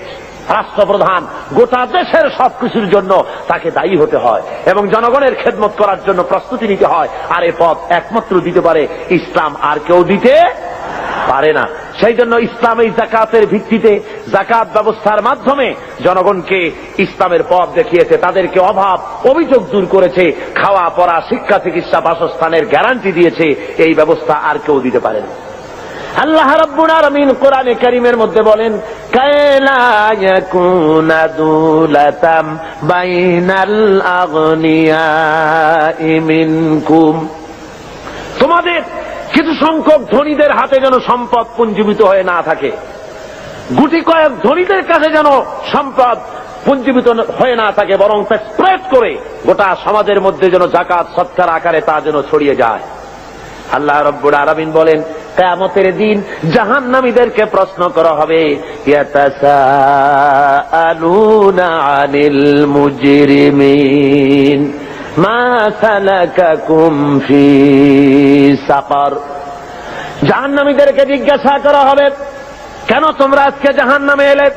ওরা জবাবে বলবে, ক্বালু লাম নাকু মিনাল মুসাল্লিনা ওয়া লাম নাকু নুতঈমুল মিসকিন। ওরা বলবে, আমরা নামাজ আদায় করতাম না আর আমরা ফকির মিসকিনদেরকে খেতে দিতাম না, এই কারণে জাহান্নামে এসেছি। এই আয়াত দ্বারা প্রমাণ হলো জাহান্নামে মানুষ যত কারণে যাবে তার মধ্যে দুইটা কারণ হলো বড়। কয়টা কারণ বড়? দুইটি কারণ বড়। একটি হলো নামাজ আদায় না করা, 2 নম্বর হলো এতিম মিসকিন গরিবদেরকে খেতে না দেওয়া। যদি এভাবে করা হয়, এ কারণে আল্লাহ তাদের জাহান্নামে দিবেন। আল্লাহ রাব্বুল আলামিন বলেন, আরাআইতাল্লাযী ইউকাযযিবু বিদ্দীন। পড়েন সবাই, আরাআইতাল্লাযী ইউকাযযিবু বিদ্দীন ফাযালিকাল্লাযী ইয়াদুউল ইয়াতীম ওয়ালা ইয়াহুদ্দু আলা তুআমিল মিসকিন ফাওয়াইলুল লিল মুসাল্লিন আল্লাযীনা হুম আন সালাতিহিম সাহুন আল্লাযীনা হুম ইউরাউনা ওয়া ইয়ামনাউনাল মাউন। হে নবী, আপনি কি দেখেছেন ওই ব্যক্তিকে যে পরকালকে অস্বীকার করেছে, দিনকে অস্বীকার করেছে? পরকাল আর দিনকে অস্বীকার করেছে কারা? যারা নাকি এতিমকে গলায় ধাক্কা দিয়েছে আর মিসকিনকে খেতে দেয়নি। এতিমের গলায় ধাক্কা মারা আর মিসকিনকে খেতে না দেওয়া পরকালকে অস্বীকার করার শামিল। জোরে বলেন সুবহানাল্লাহ। কত বড় কথা! এতিম মিসকিনকে গলায় ধাক্কা মারা এবং মিসকিনকে খেতে না দেওয়া, এতিমকে ধাক্কা দেওয়া আল্লাহ রাব্বুল আলামিন বরদাস্ত করেন না। পরকালকে অস্বীকার করার শামিল এগুলি হয়ে যায়। তাই ইসলাম বলেছে গরিব মিসকিনকে ভালো ব্যবহার করো, তাদেরকে খাবার দাও, পড়ার দাও। আর এর সব কিছুর দায়িত্ব হলো গভর্নমেন্টের। ইসলামী গভর্নমেন্ট যদি হয়ে যায়, কোরআনের রাজ যদি কায়েম হয়ে যায়, তাহলে কেউ 1000 বিঘা জমির মালিক হবে আর কারো রান্নাঘর উঠাবার জায়গা থাকবে না। এই ব্যবস্থা ইসলাম হলে এ ব্যবস্থা থাকতে পারবে না। সুতরাং শহরের, দেশের সবচাইতে ভালো বাড়িটিতে প্রেসিডেন্ট থাকবেন, ভালো ভালো বাড়িগুলিতে মন্ত্রীরা থাকবেন, জেলার সবচাইতে ভালো বাড়িতে কমিশনার বা ডিসি থাকবেন, আর জনগণ থাকবে কুড়ে ঘরে, থাকার জায়গা নাই। Kamalapur rail station, Chittagong rail station, স্টেশনে কোন রকম করে মাথা গুজে থাকবে। ইসলাম এই ব্যবস্থা করে না। সকলের থাকা, খাওয়া, পড়া, শিক্ষা, চিকিৎসা, বাসস্থান দেয় কে? জোরে বলেন, কে দেয়? ইসলাম দেয়। আজকে শ্রমিকদেরকে তথাকথিত সমাজবাদীরা তারা বলে ইসলামের কাছে অর্থনীতি নাই। আরে বাবা, ইসলামের কাছে নাই, তুমি পেলে কোত্থেকে? তোমার কার্ল মার্কস, তোমার লেনিন যতটুকুন পেয়েছে ইসলামকে রিসার্চ করে তার থেকে একটুখানি নিতে চেষ্টা করেছে। কথা বুঝতে পেরেছে? ইসলাম দিয়েছে শ্রমিকের অধিকার। শ্রমিকের অধিকার কে দিয়েছে বলুন? শ্রমিককে হিংসা করা নিষেধ, ঘৃণা করা নিষেধ। যেহেতু শ্রমিককে আল্লাহ রাব্বুল আলামিনের হাবিব বলেছেন আল কাসিবু হাবিবুল্লাহ, যারা সহজে উপার্জন করে তারা হলো আল্লাহর বন্ধু। জোরে বলেন সুবহানাল্লাহ। যারা সহজে উপার্জন করে, যারা কাজ করে খায়, তাদের মতো ভালো ইনকাম, হালাল রুজি আর কার হতে পারে? আল্লাহ রাব্বুল আলামিনের হাবিব শ্রমিকদের অধিকার সম্পর্কে, শ্রমিক আর মালিকের সম্পর্কে বলেছেন, মালিক আর শ্রমিকের মধ্যে সম্পর্ক যেটা হবে সেটা গোলাম আর মনিবের সম্পর্ক হবে না, সে সম্পর্ক হবে ভাই ভাই। মনিব, মালিক, শ্রমিকের, মিলের মালিক এবং শ্রমিক দুজনের মধ্যে সম্পর্ক হবে ভাই ভাইয়ের সম্পর্ক। হুজুর বলেছেন তোমরা যেমন খাবে তাদেরকে তেমন খাওয়াবে, তোমরা যেমন পড়বে তাদেরকে তেমন পড়াবে, তোমরা যেমন থাকবে শ্রমিকদেরকে তেমন থাকার ব্যবস্থা করে দাও। ইসলাম বলেছে, দুনিয়ার আর কেউ বলতে পারেনি। ইসলামের ব্যবস্থা নিজের মানুষের সামনে পরিষ্কার করে দেখিয়েছে। রাসূল পাক সাল্লাল্লাহু আলাইহি ওয়াসাল্লাম বলেছেন শ্রমিকের গায়ের ঘাম শুকিয়ে যাওয়ার আগে তার ন্যায্য প্রাপ্য বুঝিয়ে দাও। কোন পারিশ্রমিক ঠিক না করে কোন শ্রমিককে কাজে লাগিও না, পারিশ্রমিক আগে ঠিক করে নাও। সুতরাং শ্রমিকদের মধ্যে, মনিবের মধ্যে কোনো ক্লাসে স্ট্রাগল হতে পারে না, মালিকের মধ্যে কোনো ক্লাসে স্ট্রাগল হতে পারে না যদি খাওয়া পড়ার এই ব্যবধান যদি না থাকে, সব যদি সমান করে দেওয়া হয়। এই ব্যবস্থা ইসলাম করেছিল। আজকে ইসলামী স্টেট না থাকার কারণে আমার দেশের মধ্যে, আমার দেশের ছেলেপেলেরা ইসলামকে না বুঝে তারা ভিন্ন পথে পরিচালিত হচ্ছে। তারা মনে করতেছে যে সমাজতন্ত্রের মাধ্যমে বুঝি শান্তি আসবে। আমার দেশের কলেজের ছেলেরা, ইউনিভার্সিটির ছাত্ররা তারা মনে করে যে শান্তি আসবে সমাজতন্ত্রের পথে। কোন পথে? এটা আসলে সমাজতন্ত্র না, এটা আসলে হলো 6 মাস তন্ত্র। কি তন্ত্র বলুন? 6 মাস তন্ত্র। ওরা বলে কমিউনিজম, আসলে কমিউনিজম নয়, এটার নাম আসলে হলো কমিউনাইজম। আসলে এটার নাম কি? অর্থাৎ এর চাইতে পচা মতবাদ, এর চাইতে মানবতা বিধ্বংসী মতবাদ আল্লাহর জমিনে আর একটাও হতে পারে না। পৃথিবীতে মানবতা বিধ্বংসী মতবাদ 2টা। জোরে বলেন কয়টা? একটা হলো পুঁজিবাদ আর একটা হলো সমাজবাদ। এই 2টি মতবাদ গোটা দুনিয়ার মানুষকে জ্বালিয়ে পুড়িয়ে শেষ করে দিল। ওই সেদিন লোকেরা বলল যে এইবার দুনিয়ায় শান্তি হবে। কেমনে শান্তি হবে? কয় যে দুনিয়ার 2 মহাশক্তির দুইজন শান্তির পায়রা ওয়াশিংটনে মিলিত হচ্ছেন, একজন রাশিয়ার গর্বাচেভ আর একজন কি আমেরিকার রোনাল্ড রিগান। বললেন যে এইবার পৃথিবীতে শান্তি হবে, ওরা হলো শান্তির পায়রা। আমি বললাম ওরাই যদি হয় শান্তির পায়রা, তাহলে পৃথিবীতে অশান্তির শকুন হবে কারা? গোটা দুনিয়াকে জ্বালিয়ে পুড়িয়ে মেরেছে এরা, এই দুই শক্তি। জোরে বলেন ঠিক কিনা? গোটা বিশ্বকে জ্বালিয়ে পুড়িয়ে শেষ করেছে তারা। মাঝারি পাল্লার ক্ষেপণাস্ত্র তারা বন্ধ করতে এসেছে, অর্থাৎ অস্ত্র বেশি হয়ে গেছে, এখন বন্ধ করা ছাড়া পথ কি? পোড়ায় ফেলা ছাড়া পথ কি? নদীতে ডুবাই দেওয়া ছাড়া পথ কি? গোটা দুনিয়ার সমস্ত গরিব রাষ্ট্রগুলিকে পায়ের তলে রেখে তারা শাসন করবে, শোষণ করবে, এটাই হলো তাদের কাজ। আর এভাবে তারা অগ্রসর হতে থাকে। রাশিয়ার সমাজতন্ত্রীরা বলেছে সব সমান করে দেবে, ওরা পারবে সমান করতে। গর্বাচেভের বউ যখন, গর্বাচেভের বেগম রাইসা যখন ওয়াশিংটনে যখন নামলেন প্লেন থেকে, সাংবাদিকরা লিখছেন যে তার যে অর্নামেন্টস, তার যে কাপড় চোপড় শরীরে লাগানো ছিল, তা দেখে যুক্তরাষ্ট্রের বড় বড় ধনীত স্ত্রীরা নিজেদেরকে তাদের সামনে নিতান্ত গরিব বলে মনে করবে। সমান করছে সে। তবে একটা কথা বলেছেন উনি, গর্বাচেভ যখন নামলেন সিঁড়ি থেকে, তখন একটা কথা বলেছেন। সাংবাদিকরা জিজ্ঞেস করেছেন এই বৈঠক আপনি কি মনে করেন, এই বৈঠক সম্পর্কে? উনি বললেন বৈঠককে আমি খুব ভালো মনে করি, আমি মনে করতেছি যে বৈঠক ঈশ্বর আমাদের সহায় হবেন, ঈশ্বর আমাদের সহায় হবেন। দুনিয়ার পত্র পত্রিকাগুলি কমেন্ট করলো, নাস্তিক্যবাদী রাশিয়ার প্রেসিডেন্ট, নাস্তিক্যবাদী দেশের প্রেসিডেন্ট বলছেন ঈশ্বর সহায় হবে। কথাটা মন্দ না, ভূতের মুখে রাম নাম। কথা বুঝতে পেরেছেন? তবে আজকে একটি জিনিস ভালো লক্ষ্য করা যাচ্ছে, তা হলো এই, গর্বাচেভ আগের মতো অন্যান্য প্রেসিডেন্টের মতো নন, বরং তিনি ভিন্ন চিন্তা করতেছেন। দুনিয়ার বুকে গণতন্ত্র ছাড়া যে পথ নাই, গণতন্ত্রই একমাত্র মানুষকে কল্যাণ দিতে পারে, কমিউনিজমের মতবাদে শান্তি আসতে পারে না, এ কথাটি মনে হয় তার মাথার মধ্যে কিছুটা ঢুকেছে। তাই পুঁজিবাদী গণতন্ত্রের সাথে হাত মিলাবার চেষ্টা করতেছে। কিন্তু শেষ রক্ষা হবে না, পুঁজিবাদও পৃথিবীকে বাঁচাতে পারবে না, আর সমাজবাদও পৃথিবীর ক্ষুধা দারিদ্র থেকে গোটা বিশ্বকে বাঁচাতে পারবে না। এই পৃথিবীকে যদি বাঁচাতে হয়, তাহলে বাঁচাতে পারবে কে বলুন? জোরে বলেন, কে বাঁচাতে পারবে? ইসলাম বাঁচাতে পারবে, আর কেউ বাঁচাতে পারবে না এই পৃথিবীকে।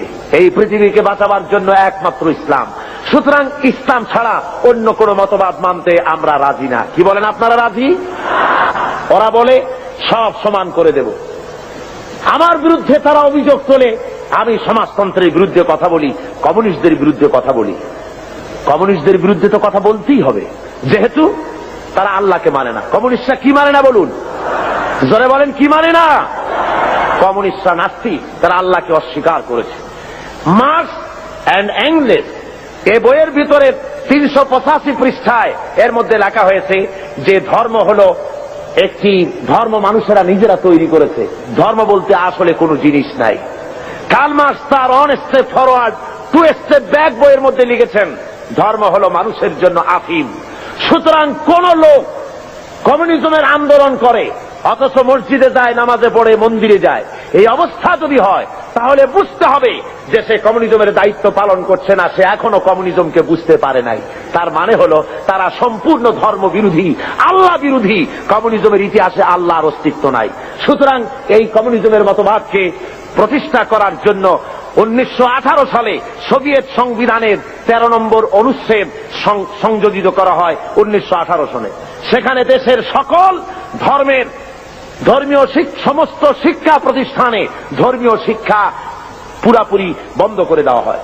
এবং 1921 সালে রাশিয়ার বুকে বিভিন্ন ধর্মীয় প্রতিষ্ঠানগুলি, মসজিদ মাদ্রাসাগুলি, হাজার হাজার মসজিদ মাদ্রাসা তারা ক্লাব করেছে, সিনেমা হলে পরিণত করে দিয়েছে।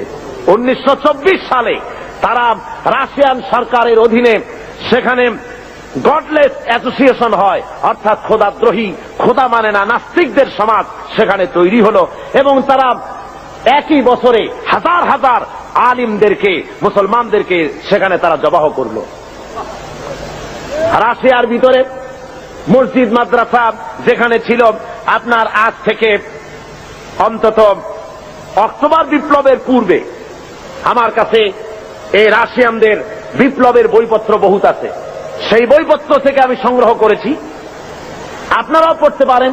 রুশ ভারত বাংলাদেশ একটি বই আছে, বাংলাদেশে বেরিয়েছে। এছাড়া অনেক অথেন্টিক বই আমার কাছে আছে রাশিয়া সম্পর্কে। আমি আন্দাজে বক্তৃতা করি না, পড়াশোনা করে বক্তৃতা করি।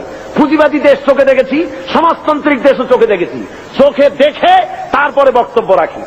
অক্টোবর বিপ্লবের পূর্বে সোভিয়েত রাশিয়ায় মসজিদের সংখ্যা ছিল 26,279টি, আর 1959 সনে এসে এই মসজিদ দাঁড়িয়েছে 1200-তে। এরপরে এই মসজিদের সংখ্যা আরো কমে গেছে, অর্থাৎ মসজিদগুলি ক্লাব বানানো হয়েছে, নাট্যশালা বানানো হয়েছে, আর যুব কমিউনিস্টদের তাস পাশা জুয়া খেলার অফিসে পরিণত করা হয়েছে। জোরে কন্যা উজুবিল্লাহ। রাশিয়ার ভিতরে মুসলমানদের জোহরের নামাজ পড়া নিষেধ, আসরের নামাজ পড়া নিষেধ। নামাজ পড়লে পরে তাহলে উৎপাদন কমে যাবে, সেই জন্য নামাজ পড়তে দেওয়া হয় না। খাতনা করা নিষেধ। হজ তো করতেই পারে না, হজ করার কোন সুযোগ তাদের কাছে নাই, যেহেতু ব্যক্তি মালিকানা নাই, হজ করবে কেমনে? যাকাত দেওয়ার তো প্রশ্নই ওঠে না। এই অবস্থা হলো সেই সমাজে। মানুষেরা সবচাইতে বেশি দুঃখে কষ্টে সেখানে আছে। বিশ্বকবির কবি সম্রাট আল্লামা ইকবাল রহমাতুল্লাহ আলাইহে তিনি ওই রাশিয়া সফর করে তিনি বলেছিলেন দুঃখ করে, আয়ে তয়রে লাহুতি উস রিজক সে মৌত আচ্ছি, জিস রিজক সে আতি হো পরওয়াজ মে কোতাহি। যে রিজক তোর হরিল আজাদি, নীল আকাশের আলো, তাহার চাইতে স্বাধীন মরণ হাজার গুণে ভালো। যে রুজি খেতে গিয়া হে উড্ডয়নশীল পাখি, যে রিজেক খেতে গিয়ে তোমার স্বাধীনভাবে ওড়া বন্ধ হয়ে গেছে, ওড়ার স্বাধীনতা বন্ধ হয়ে গেল, তার চাইতে তোমার স্বাধীনভাবে না খেয়ে মরে যাওয়া অনেক ভালো ছিল। রাশিয়ার বুকে লোকেরা কথা বলার অধিকার পায় না। পত্রিকা গভর্নমেন্টের, টেলিভিশন গভর্নমেন্টের, সেদেশের তাদের রেডিও গভর্নমেন্টের, প্রচার মিডিয়া সব গভর্নমেন্টের হাতে, জনগণের কাছে কিছু নাই। এই এলাকায় যদি 10,000 লোক খতম করে দেওয়া করে, পাশের 1 মাইল দূরে লোকেদের জানার কোনো উপায় নাই। প্রত্যেকটা মানুষের পেছনে গোয়েন্দা লাগানো রয়েছে। নিজের বাক স্বাধীনতা নাই, গণতন্ত্র নাই। বলেন রাশিয়ায় গণতন্ত্র আছে? জোরে বলেন আছে? কোরিয়ায় গণতন্ত্র, আপনার যেসব জায়গায় সমাজতন্ত্র প্রতিষ্ঠা হয়েছে সেসব জায়গায় কি গণতন্ত্র আছে? নাই। আমাদের দেশে এই গণতন্ত্রের বুলি নিয়ে কমিউনিস্টরা ময়দানে নেমেছে, গণতন্ত্রের শ্রদ্ধাবরণে তারা কাজ করতে চাচ্ছে। আসলে তারা হলো ইসলামের সবচাইতে বড় দুশ্মন। ইসলামের সবচাইতে বড় দুশ্মন কারা? জোরে বলেন, সবচাইতে বড় দুশ্মন কারা? তারা সুযোগ খুঁজতেছে, সুযোগ পেলেই তারা মুসলমানদের উপরে আক্রমণ করবে, আফগানিস্তানের মতো দশা ঘটিয়ে ছাড়বে। তারা মুসলমানদের ধোঁকা দেওয়ার জন্য। আপনারা বলেন, কোনদিন আপনারা শুনেছেন যে কমিউনিস্টরা হজ করেছে? কমিউনিস্টদের লিডাররা তো সব বড় বড় ধনী, কোটি কোটি টাকার মালিক কমিউনিস্টদের লিডারেরা। আপনারা শুনেছেন কোন কমিউনিস্ট লিডার জীবনে হজ করেছে? শুনেছেন? জোরে জবাব দিবেন, শুনেছেন? কোনদিন তাদের রোজা রাখতে দেখেছেন? কোনদিন যাকাত দিতে দেখেছেন? কোনদিন তাদেরকে কোন আলেম ওলামাদের কাছে এসে দোয়া চেতে দেখেছেন? অর্থাৎ তারা আল্লাহকে সম্পূর্ণ স্বীকার করেছে, তারা আল্লাহকে মানে না। শুধুমাত্র বাংলাদেশের যেহেতু 10 কোটি মুসলমান, কাজ করতে অসুবিধা হবে, তাই তাদের নেতা মরে গেলে পরে জানাজার অনুষ্ঠান করে মানুষকে ফাঁকি দেওয়ার জন্য। তাদের নেতা মারা গেল আর জানাজার জন্য বাইতুল মুকাররমের সমস্ত টুপি খরিদ হয়ে গেল। বাইতুল মুকাররমে আর টুপি ছিল না, সব টুপি তারা কিনলো। কেনার পরে চলে গেল জানাজার নামাজ পড়ার জন্য। জানাজা পড়তে গেল, ওরাই গেল যাদের কাছে নামাজ নাই, রোজা নাই, আল্লাহ পরকালের চিন্তা নাই। হ্যাঁ, জানাজা পড়তে গেছে, পথে মধ্যে পেশাব আসলো, প্যান্টের বোতাম খুললো আর ব্রাশ ফায়ার মেরে দিল। প্যান্টে লাগে গেল, ধোয়া নাই, মশা নাই। ওই অবস্থায় জানাজায় দাঁড়ায় গেছে আল্লাহু আকবার। যেমন জাতের মুজ্জর তেমন জাতের মুক্তাদি দাঁড়ায় গেছে, যা আছে কপালে হয়ে যাক মুজ্জরের। আর এমন জানাজা পড়াবার জন্য ইমামের অভাব হয় না আমার দেশে। কমিউনিস্টদের জানাজা পড়া হারাম, কমিউনিস্টরা কাফের। দুনিয়ার আজকে স্পষ্টভাবে আমি বলছি, শুনে রাখো, চট্টগ্রামের 20 চট্টলার মুসলমানেরা, দুনিয়ার সমস্ত আলেম, মুফাসসির, মুহাদ্দিস একমত, কমিউনিস্টরা কাফের। যারা বলেন কমিউনিস্টরা কি? কমিউনিস্টদের সাথে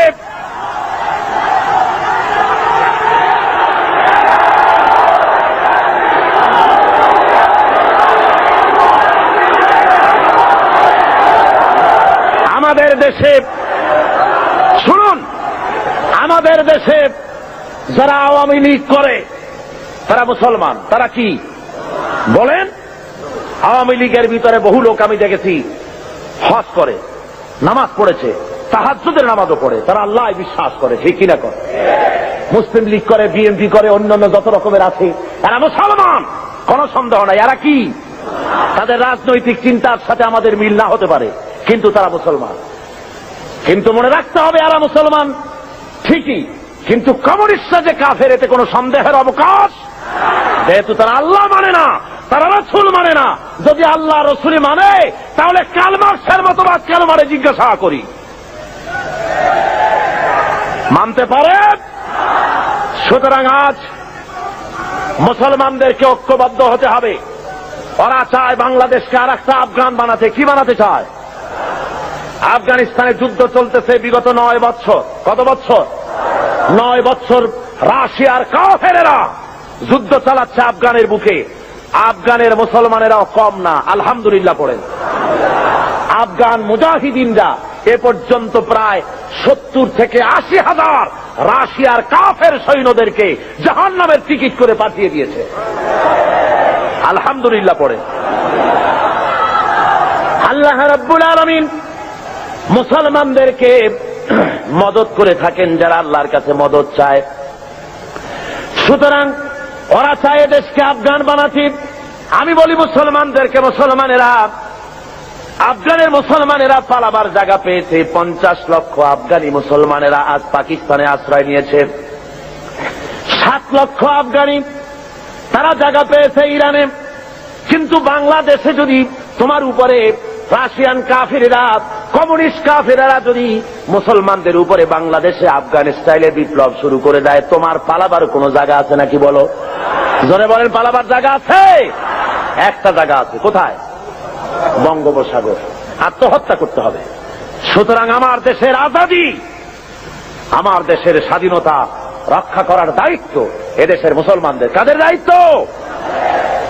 ওরা মুক্তিযোদ্ধাদের ব্যবহার করতে চায়। মুক্তিযোদ্ধারা এদেশের মর্যাদার পাত্র, যেরকম আলহামদুলিল্লাহ। দেশকে তারা স্বাধীন করেছেন। এর মধ্য থেকে কয়েকটা ভাগ হয়েছে। একটা ভাগ সরকারের সাথে চলে গেছে, একটা ভাগ বিভিন্ন রাজনৈতিক দলে চলে গিয়েছে, একটা ভাগ কমিউনিস্টরা, কমিউনিস্টদের দলে একটা ভাগ চলে গিয়েছে। এরা তারা ওটার নাম দিয়েছে মুক্তিযুদ্ধ চেতনা বিকাশ কেন্দ্র। আর যখন ইসলামের আওয়াজ আসে তখন তারা বলে মুক্তিযুদ্ধের চেতনা বহির্ভূত কাজ হচ্ছে। বলে না? জোরে বলেন, বলে না? মুক্তিযুদ্ধ, ইসলাম মুক্তিযুদ্ধের চেতনা বহির্ভূত নয়, বরং স্বাধীনতা সংগ্রামের সময় যদি একথা লোকের জানা থাকত যে দেশে সমাজতন্ত্র প্রতিষ্ঠার আন্দোলন চলবে, স্বাধীনতা আন্দোলনে মুসলমানের অংশগ্রহণ করত না। ধরে বলেন ঠিক কিনা? এদেশের লোকেরা পশ্চিমা শক্তির বিরুদ্ধে লড়াই করেছে, জালিমদের বিরুদ্ধে লড়াই করেছে, সমাজতন্ত্র প্রতিষ্ঠার জন্য লড়াই করে নাই। আমার আজকের মাহফিলে বাংলাদেশ মুক্তিযোদ্ধা সংসদের সেক্রেটারি জেনারেল আপনাদের সামনে স্পষ্ট করে বলেছেন, তিনি আমার কাছে একথা বলেছেন যে কাবা শরীফের গিলাফ ধরে দোয়া করেছি, আল্লাহ স্বাধীনতার পতাকা যেমন উড়াইছি, ইসলামের পতাকা উড়াবার তৌফিক দিও আল্লাহ।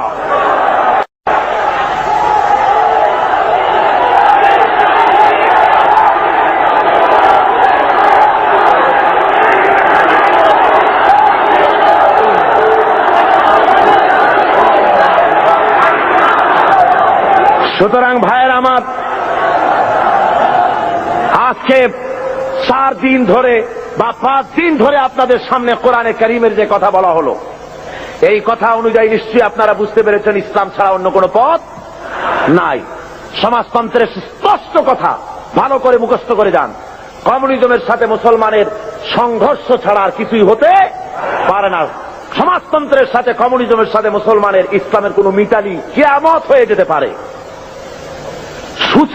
সূচের ছিদ্র দিয়া উট চলে যেতে পারে, কমিউনিস্টদের সাথে ইসলামের সাথে কোনো সম্পর্ক হতে পারে না। সুতরাং মুসলমানেরা, কমিউনিস্টদের জনসভায় দেওয়া হারাম, কমিউনিস্টদের মিছিলে যোগ দেওয়া হারাম, তাদেরকে 4 পয়সা সহযোগিতা করা হারাম।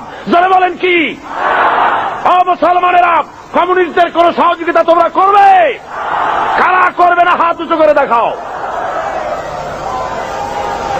হাত নামান, হাত নামান, হাত নামান।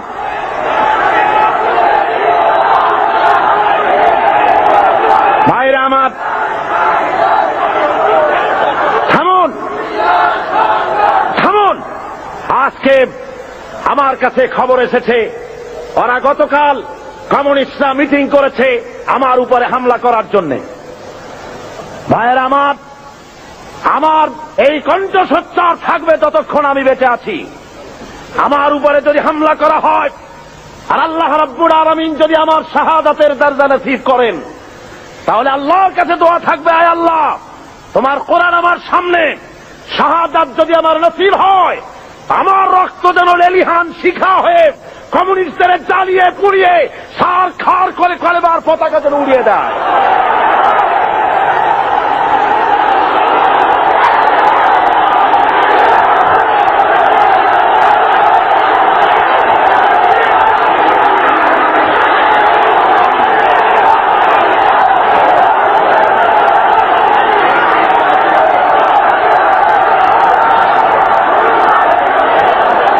ভাইরা আমার, আল্লাহ রাব্বুল আলামিন সাফ করে বলেছেন জমিন হলো আল্লাহর। এই জমিনে আপনারা কোরআনের রাজ কায়েম করার জন্য প্রস্তুত আছেন? জোরে বলেন, আছেন? যদি জেলে যাওয়া লাগে যাবেন, যদি ফাঁসির মঞ্চে চড়া লাগে চড়বেন। আল্লাহ রাব্বুল আলামিন বলছেন, শুনুন, ওয়াকাতিলুহুম হাত্তা লা তাকুনা ফিতনাতুন ওয়া ইয়াকুনা আদ-দীনু কুল্লুহু লিল্লাহ।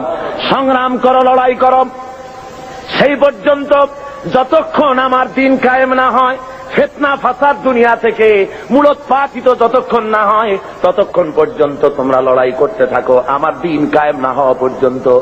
ইল্লা তাফআলুহু তাকুন ফিতনাতুন ফিল আরদি ওয়া ফাসাদুন কাবীর। তাকুন ফিতনাতুন ফিল আরদি ওয়া ফাসাদুন কাবীর। যদি এই সংগ্রামে লিপ্ত না হও, যদি এই জিহাদে শরীক না হও, তাহলে বিরাট ভাঙন আর বিপর্যয় তোমাদের জন্য চলে আসবে। সুতরাং এই ময়দানে তোমাদের আসতে হবে। এটা হলো শাহাদাতের ময়দান। এই ময়দানে আসতে পরে আল্লাহর দ্বীন কায়েমের জন্য যদি চেষ্টা করেন, তাহলে রক্ত দেওয়া লাগে, জান দেওয়া লাগে, মাল দেওয়া লাগে। কবি বলতেছেন, ये शहादत गाहे उल्फत में कदम रखना, लोग समझते हैं आसा है मुसलमान होना। লোকেরা মনে করে মুসলমান হওয়া খুব সহজ। না, মুসলমান হওয়া সহজ নয়। আল্লাহর দ্বীন জমিনে কায়েমের জন্য এটা শহীদ ঈদগাহ। এ ময়দানে রক্ত দিতে হয়। কি দিতে হয়? আর সেই রক্ত রক্ত নয়, সে মৃত্যু মৃত্যু নয়, সে মৃত্যু হলো জীবন। সে মৃত্যুর নাম কি? সে মৃত্যুর নাম কি? আল্লাহ রাব্বুল আলামিন শাহাদাতের মওতকে এত বড় বরকতপূর্ণ মর্যাদাপূর্ণ করেছেন। শহীদি মওত যদি কারো নসিব হয়ে যায়, তাহলে সে মওত পিঁপড়ায় কাটা যন্ত্রণার চাইতে আর বেশি কিছু হয় না। মানুষ মরে যাবে, শহীদি মওত যদি নসিব হয়ে যায়, মরার সঙ্গে সঙ্গে এদিকে মরবে আর ওদিকে আল্লাহ রাব্বুল আলামিনের সঙ্গে দিদার নসিব হয়ে যাবে। এই ময়দানে কাজ করতে আসবেন, অস্ত্রপাতির প্রয়োজন নাই, জনসংখ্যা বেশি দেখার দরকার নাই। আল্লাহ বলেছেন, ঈমান যদি মজবুত হয় তাহলে তোমার যা দরকার আমি দিয়া দিব। ইন তানসুরুল্লাহ ইয়ানসুরকুম। তুমি যদি আল্লাহর মদদ করো, আল্লাহ তোমাকে সাহায্য করবেন। তার মানে হলো, তোমরা যদি ইসলামের সাহায্য করো, আল্লাহ তোমাকে সাহায্য করবেন। জোরে বলেন সুবহানাল্লাহ। আল্লাহর সাহায্য করো, ইসলামের সাহায্য করো, তোমাকে আল্লাহ সাহায্য করবেন। তাওহীদ কি আমানত सीनों में है हमारे। আল্লামা ইকবাল বলেন, তাওহীদ কি আমানত सीनों में है हमारे, मुमकिन नहीं मिटाना नाम निशां हमारा। একাত্মবাদের আমানত আছে সিনার মধ্যে। আমরা ভয় পাই না কাউকে, যেহেতু আমরা কাপুরুষ নই, আমরা মর্দে মোমেন। আমরা কারা বলুন? ভয় পাই না। সুতরাং আমাদের অস্তিত্ব মাটি থেকে মিটিয়ে দেওয়ার ক্ষমতা কারো নাই। হযরতে সাদ বিন আবি ওয়াক্কাস রাদিয়াল্লাহু তাআলা আনহু পারস্যের বহরাস নগর অবরোধ করে নদী পাড়ি দিয়ে চলে যাবেন, নদীর উপরে আফ্রিকার ভূখণ্ডে চলে যাবেন ইসলাম প্রচার করার জন্য। 60,000 মুসলমান সাহাবীর সাথে। হযরতে সাদ বলছেন, এই মুসলমানেরা, দরিয়া পার হওয়ার কোনো ব্যবস্থা নাই, তো এখন তোমরা কি ইসলাম এই পর্যন্ত রাখবা না আফ্রিকায় নিয়ে যাবা? মুসলমানেরা বলল, আপনার যা হুকুম করবেন, ইসলামের আওয়াজকে ছড়িয়ে দেওয়ার জন্য আমরা সে হুকুম মানতে রাজি আছি, আফ্রিকার ভূখণ্ডেও যাব। হযরতে সাদ বলেন, তোমরা আমার সঙ্গে তাহলে পড়ো, নাস্তাঈনু বিল্লাহি ওয়া নাতাওয়াক্কালু আলাইহি হাসবুনাল্লাহু নি'মাল ওয়াকিল নি'মাল মাওলা ওয়া নি'মান নাসীর। পড়েন সবাই, নাস্তাঈনু বিল্লাহি ওয়া নাতাওয়াক্কালু আলাইহি হাসবুনাল্লাহু নি'মাল ওয়াকিল নি'মাল মাওলা ওয়া নি'মান নাসীর। হযরতে ইতিহাসের মধ্যে লেখা রয়েছে, হযরতে সাদ রাদিয়াল্লাহু তাআলা আনহু এই কথা বলে নিজের ঘোড়ার পৃষ্ঠে সওয়ার হয়ে দরিয়ার উপরে ঝাঁপায় পড়লেন। পিছনে যত সাহাবী ছিলেন, মুসলমান ছিলেন, সবাই ঝাঁপায় পড়লেন। দরিয়ার ভিতর থেকে তারা পাড়ি দিয়ে ওপরে চলে গেলেন। একটা ঘোড়াও হারায় গেল না, একটা লোকও হারায় গেল না, স্রোতে কাউকে ঠেলে দিল না।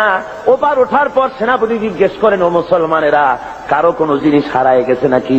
একজন বলল, আমার পানির পেয়ালাটা তুফানের ধাক্কায় কোথায় পড়ে গেছে সেটা তো পেলাম না। হযরতে সাদ বলেন, মুজাহিদের কোন জিনিস কেউ ছিনিয়ে নিতে পারে না, আল্লাহ রাব্বুল আলামিন তোমাকে সেটা ফেরত দিবেন বলে আমি আশা করি। এই কথা তিনি বক্তৃতা করতেছেন, এমন সময় লক্ষ্য করা গেল তুফানের আঘাতে একটি বাটি এসে তাদের সামনে পড়ে গেল।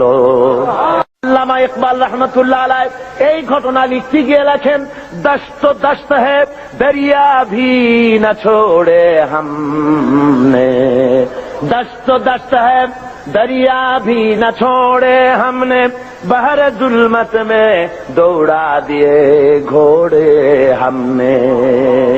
প্রান্তর তো প্রান্তর, অন্ধকার ঘোর কৃষ্ণ রজনীতে শ্রাবণের খরস্রোতা নদীর উপরে ঘোড়া দাবড়িয়ে আফ্রিকার ভূখণ্ডে আমরা ইসলামের পতাকা তুলেছি। আমরা সেই মুসলমান। আফ্রিকার গভর্নর গ্রেগরিয়াস মুসলমানদের থাকার জায়গা করে দিলেন পাহাড়ের কাছে, জঙ্গলের কাছে, যাতে করে মরতে সুবিধা হয়। জঙ্গলের ভিতরে বাঘ আছে, সিংহ আছে, মুসলমানদের খাইয়ে ফেলবে, যুদ্ধ করা লাগবে না, বিনা যুদ্ধেই কেল্লা ফতে। এই চিন্তা করে ওখানে থাকতে দেওয়া। হযরতে সাদ একটা মেম্বার তৈরি করলেন, ওই মেম্বারের উপরে দাঁড়িয়ে জঙ্গলের দিকে লক্ষ্য করে বললেন, সন্ধ্যা গোনায় এসেছে। হযরতে সাদ ঘোষণা করলেন, ইয়া আইয়াতুহাল হাসারাত ওয়াসসিবাউ নাহনু আসহাবু রাসূলুল্লাহ সাল্লাল্লাহু আলাইহি ওয়াসাল্লাম ফাইন্না নাজিলুনা ফামান ওয়াজাদনা বা'দাহু ফারজিউ ফাইন্না নাজিলুনা ফামান ওয়াজাদনা বা'দাহু কাতালনাহু। হযরতে সাদ ঘোষণা করে দিলেন, হে জঙ্গলের হিংস্র প্রাণীরা, আমরা আল্লাহ রসুল মুহাম্মদ সাল্লাল্লাহু আলাইহি ওয়াসাল্লামের সাহাবী, এখানে আমরা রাত কাটাবো। আমি ঘোষণা দিলাম, যত হিংস্র প্রাণী আছো এই এলাকা থেকে সরে যাও। আমার এই ঘোষণার পরে কোন হিংস্র প্রাণী যদি সামনে পাই, তরবারি দিয়ে তার ফয়সালা করব। আফ্রিকার জঙ্গলি মানুষেরা মনে করলো, পাগলেরা কয় কি, মানুষের কথা কি জঙ্গলি প্রাণীরা শোনে নাকি? ইতিহাস সাক্ষী দেবে কিয়ামত পর্যন্ত।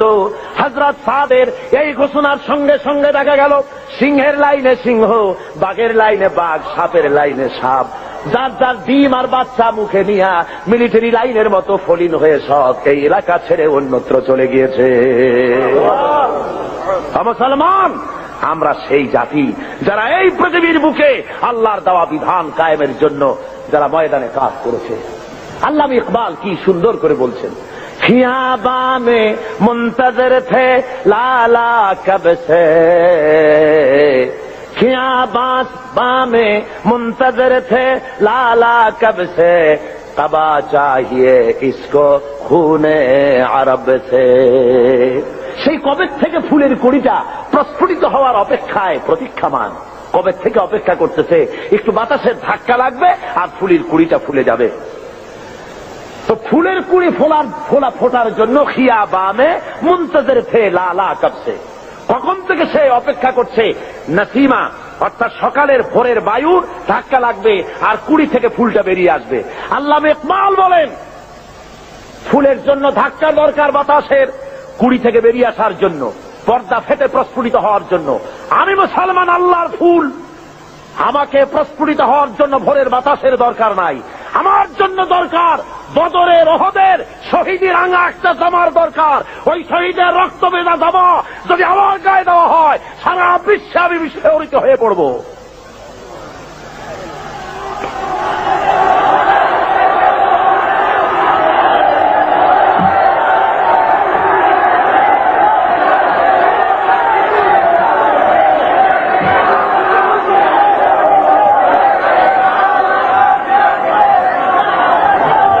আমার এই জন্য আজকে মুসলমানদের সামনে ইতিহাস পড়ে আছে, কোনো ভয় নাই। নারীর সতীত্বের হেফাজতের জন্য, নারী নির্যাতন থেকে নারীকে বাঁচাবার জন্য, শ্রমিকের অধিকার ফিরিয়ে দেওয়ার জন্য, দুঃখ দারিদ্র দূর করার জন্য, সমাজে আল্লাহর দেওয়া বিধান প্রতিষ্ঠার জন্য একটাই পথ, সে পথ হলো ইসলাম কায়েম করা। কি পথ? ইসলামের কোন বিকল্প আছে? জোরে বলেন, আছে? কোন বিকল্প নাই। এই রাস্তায় কাজ করতে হবে, আর কাজ করলেই আল্লাহর মদদ পাওয়া যাবে। আপনার বিপদ হবে যত ঘনীভূত, আল্লাহর রহমত হবে তত ত্বরান্বিত। এই থিওরিটা মুখস্থ করুন। ইসলামের জন্য আপনার উপরে বিপদ হবে যত ঘনীভূত, আল্লাহর রহমত হবে আপনার প্রতি তত ত্বরান্বিত। জোরে বলেন সুবহানাল্লাহ, জোরে বলেন সুবহানাল্লাহ। আপনি লক্ষ্য করে দেখেন, বদরের প্রান্তরে নবীজি মুসলমানদেরকে যখন জিহাদের ময়দানে নিয়ে এলেন, সেই জিহাদের ময়দানে দেখা গেল দুইটা ছোট্ট তরুণ জিহাদের ময়দানে এসেছে। হুজুরের কাছে গিয়ে তারা বললেন, হুজুর আমাদেরও জিহাদের জন্য পারমিশন দেন। হুজুর বলেন, তোমরা ছোট, তোমাদের দেওয়া হবে না। তারা কান্দাকাটি শুরু করে দিলেন। আল্লাহর নবী বললেন, তোমাদের ভিতরে যার গায়ে শক্তি বেশি তারে নেওয়া হবে। দেখি দুইজনে একটু দস্তাদস্তি করো, দেখি কার গায়ে শক্তি বেশি। দুইজনে দস্তাদস্তি শুরু করে দিলেন। একজন হলেন মুআজ, আর একজন হলেন মুআওয়াজ। মুআওয়াজ ছোট, মুআজ হলো বড়। হযরতে মুআওয়াজ ছোট সাহাবী, তিনি বলেন, মুআজের কানে কলে বলে, ভাই তোমার গায়ে তো শক্তি বেশি, আমারে তো তুমি সহজেই ফেলে দিতে পারবা, আর তুমি জিহাদে চলে যাবা। ও ভাই, তোমার কাছে আমি অনুরোধ করি, যেমনে পারো অন্তত একটিবার ফান করে তুমি আমার তলে পড়ে গিয়ে আমি জিতেছি এটাও প্রমাণ করে দিয়ে জিহাদে আমাকে শরীক হওয়ার সুযোগ দিও। রাসূল পাক সাল্লাল্লাহু আলাইহি ওয়াসাল্লাম এই দৃশ্য দেখে হুজুরের চোখের কোণায় পানি এসে গেল। আহা, ইসলামের জন্য এই তরুণ ময়দানে এসেছে। পারমিশন হুজুর দিয়ে দিলেন, লড়তে নেমেছেন ময়দানে। আমিয়া বাতিলকে দুনিয়া থেকে মিটিয়ে দেওয়ার জন্য কামান বন্দুক দরকার না, ইমানি শক্তি দরকার। কিসের শক্তি দরকার? ইমানি শক্তি। হযরতে মুআওয়াজ সিংহ শাবকের মতো ঝাঁপিয়ে পড়েছেন। হযরত আব্দুর রহমান বিন আউফ রাদিয়াল্লাহু তাআলা আনহু তিনি বলেন, দুটো যুবক তরুণ ছেলে দেখে আমি আশ্চর্য হলাম। বড় বড় বীরেদের মধ্যে এই ছোট ছেলেরা আসলো কেন? এর মধ্যে একজনে আমার জিগায়, চাচাজি শুনেছি মক্কা শরীফে মুহাম্মদ সাল্লাল্লাহু আলাইহি ওয়াসাল্লামকে, আমার হুজুরকে সবচাইতে বেশি কষ্ট দিয়েছে আবু জেহেল। তো আমরা তো আবু জেহেলকে চিনি না, চাচাজি আবু জেহেল কই একটু দেখা। হযরতে আব্দুর রহমান বলেন, আমি অবাক হয়ে গেলাম যে আবু জেহেলকে বড় বড় বীরেরা ভয় পায়, ছোট্ট ছেলে তারে তালাশ করে। আমি বলে দিলাম, ওই যে দেখা যায় ওইটা হলো আবু জেহেল। বলার সঙ্গে সঙ্গে মুআজ এবং মুআওয়াজ দুইজনে তরবারি ভাজতে ভাজতে আবু জেহেলের সামনে গিয়ে হাজির। আবু জেহেলকে তরবারি দিয়ে আঘাত করতেছে, আবু জেহেলও তাদেরকে তরবারি দিয়ে আঘাত ফিরাতেছে। এক পর্যায়ে আবু জেহেল মুআজের ডান হাত বাম হাতের উপরে কোপ মেরেছে। হযরত আব্দুর রহমান বলেন, আমি লক্ষ্য করে দেখলাম মুআজের হাতটা কেটে গিয়া বগলের চামড়ায় ঝুলে আছে, শুধু ডান হাত দিয়ে তরবারি চালাতেছে। এবার দেখা গেল বাম হাতটা ঝুলন্ত কর্তৃত হাত সামনে নড়াচড়া করে ডিস্টার্ব করতেছে বলে ডান হাত দিয়ে তরবারি চালাতে পারে না বলে হযরতে মুআজ এবার নিজের কাটা হাতটা পায়ের তলে চাপ দিয়া বিরাট জোরে ঝটকা একটা টান মেরে বাম হাতটা ছিঁড়ে ফেলে দিয়া ডান হাতের তরবারি দিয়ে এমন জোরে আঘাত মারলেন, আবু জেহেল দুনিয়া থেকে জনমের মতো বিদায় হয়ে গেল। ভাইরা আমার, আল্লাহ রাব্বুল আলামিন এই জন্য কোরআনে কারীমের মধ্যে বলেছেন, ওয়া কানা হাক্কান আলাইনা নাসরুল মুমিনিন। পড়েন সবাই আমার সাথে, ওয়া কানা হাক্কান আলাইনা নাসরুল মুমিনিন। মুমিনদের জন্য সাহায্য করা আমি আল্লাহর জন্য হক, ওয়াজিব। মুমিনদের জন্য সাহায্য করা আমার জন্য ওয়াজিব হয়ে যায়। আমার বান্দাদেরকে আমি সাহায্য করে থাকি। জোরে বলেন সুবহানাল্লাহ ওয়া বিহামদিহি। ভাইরা আমার, এই কাজের জন্য রাসূল নিজে রক্ত দিয়েছেন। দেন নাই রক্ত? বলেন দেন নাই? আমরা কি করতে পারলাম? এখন পর্যন্ত একদিন জেল হলো না, জরিমানা হলো না, রক্ত দিলাম না, গাল মন্দ আসলো না। ইসলামী আন্দোলন করতে গেলে গাইল আসবে, মন্দ আসবে, অপপ্রচার আসবে, গালাগালি আসবে, আপনাকে মারা হবে, জেল জরিমানা হবে, সহ্য করতে হবে। তা না হওয়া পর্যন্ত আল্লাহর দিন কায়েম হতে কখনো পারে না। ভাইয়ের আমার, রাসূল পাক সাল্লাল্লাহু আলাইহি ওয়াসাল্লামের শরীর মোবারক থেকে রক্ত পড়েছে উহুদের ময়দানে। বুখারী শরীফের হাদিসে আছে, রাসূল পাক সাল্লাল্লাহু আলাইহি ওয়াসাল্লামকে কাফেররা ঘিরে ফেলেছে। সাহাবায়ে কেরাম হুজুরকে ঘিরে রেখেছে যাতে করে কাফেরদের আঘাত না লাগে। রাসূলের শরীরকে হেফাজতের জন্য সাহাবীরা যে সমস্ত তীর নিজেদের পিঠে গ্রহণ করেছে। জিহাদের পরে দেখা গেছে একা তালহার পিঠের মধ্যে রাসূলকে হেফাজত করতে গিয়া 80টা তীর প্রবেশ করেছিল। হযরতে রাসূলের দান্দান মোবারক শহীদ হয়ে গেল, কপাল ভেঙে গেল, মাথায় লোহার টুপি পরা ছিল, হেলমেট পরা ছিল, হেলমেট ভেঙে গিয়ে কপালের মধ্যে ঢুকে গেল। নবীজি বেহুশ হয়ে জমিনের উপরে পড়ে গেলেন। হুঁশে যখন এসেছেন, নবীজি তখন কপালের উপরে হাত বুলাইয়া যখন এনেছেন, তাকায় দেখেন হাত দুইটা রক্তে ভরে গেছে। হুজুর তখন বলেন, আহারে, এই জমিনের, এই এলাকার, এই জাতির কল্যাণ কেমন করে হতে পারবে যেই জাতি তার নবীর চেহারা রক্ত দিয়া লাল বানাইয়া দিল। হযরত আলী পানি ঢালেন, হযরতে ফাতেমা রাদিয়াল্লাহু তাআলা আনহা নিজের আঁচল দিয়ে, ওড়না দিয়ে কোন রকম করে রক্ত বন্ধ করার চেষ্টা করেন, কোন রকমই রক্ত বন্ধ হয় না। হাদিস শরীফে এসেছে, এবার হযরত ফাতেমা তিনি চলে গেলেন, আগুন তিনি খেজুরের পাতা দিয়ে বুনানো চাটাই, ওই চাটাই পোড়াইয়া ছাই বানাইয়া হুজুরের কপালের ভিতরে ঢুকায় দিলেন, রক্ত বন্ধ হয়ে গেল। কিন্তু চতুর্দিকে ছড়ায় গেছে আল্লাহর নবী নাই, নবী শহীদ হয়ে গেছেন। মদিনার মানুষেরা পাগলের মতো হয়ে গেল, এতিমের মতো হয়ে দৌড়ানো শুরু করে দিয়েছে। এক বুড়ি শুধু দৌড়ায়। জিজ্ঞেস করেন একজন সাহাবী, দৌড়াও কেন? কয় উহুদে যেতেছি। কয় যায় কোনো লাভ নাই, তোমার যে 2টা সন্তান জিহাদে এসেছিল 2টা শহীদ হয়ে গেছে। বুড়ি কান্দে আর বলে, কে শহীদ হয়েছে শুনতে চাই না, ও সাহাবী বরং তাড়াতাড়ি করে বলো আল্লাহর নবী কেমন আছেন। আবার দৌড়ায় আর একজনে বলে, বুড়ি যাও কই? কয় যাচ্ছি উহুদের ময়দানে। কয়েছে কোনো লাভ নাই, তোমার যে স্বামী এসেছিলেন জিহাদের ময়দানে তিনিও শহীদ হয়ে গেছেন। মেয়ে লোকটি কাঁদে আর বলেন, ও আল্লাহর নবীর সাহাবী, কে শহীদ হয়ে গেছে শুনতে চাই না, বরং তাড়াতাড়ি করে বলো আল্লাহর নবী কেমন আছেন। আরে ওই মেয়ে লোক দৌড়াতে দৌড়াতে সাহাবায়ে কেরাম পরিবেষ্টিত হুজুরের কাছে পৌঁছে গেছেন, যে দেখেন আল্লাহর নবী জিন্দা আছেন। হুজুরের এই জিন্দা চেহারা মোবারকের দিকে তাকায়া ওই মেয়ে লোকটি কেঁদে কেঁদে বলেন, ইয়া রাসূলুল্লাহ, স্বামী মরা শোক, 2টা কলিজার টুকরা সন্তান মরা শোক, সব আমার কলিজা থেকে ধুয়ে মুছে সাফ হয়ে গেছে। হুজুর আপনি জীবিত আছেন, এটাই মুসলমানের জীবনের সান্ত্বনা। আল্লাহ রাসূল নিজে রক্ত দিলেন, সাহাবায়ে কেরাম রক্ত দিলেন, জান দিলেন, শাহাদাত বরণ করলেন। সুতরাং শাহাদাতের মউত হলো মুসলমানদের জন্য সর্বশ্রেষ্ঠ মউত, এর চাইতে বড় মউত আর হতে পারে না। সেই জন্য বলছি, আসুন আল্লাহর দেওয়া বিধান কায়েমের জন্য মুসলমানদেরকে অগ্রসর হতে হবে, জান দিতে হবে, মাল দিতে হবে, রক্ত দিতে হবে।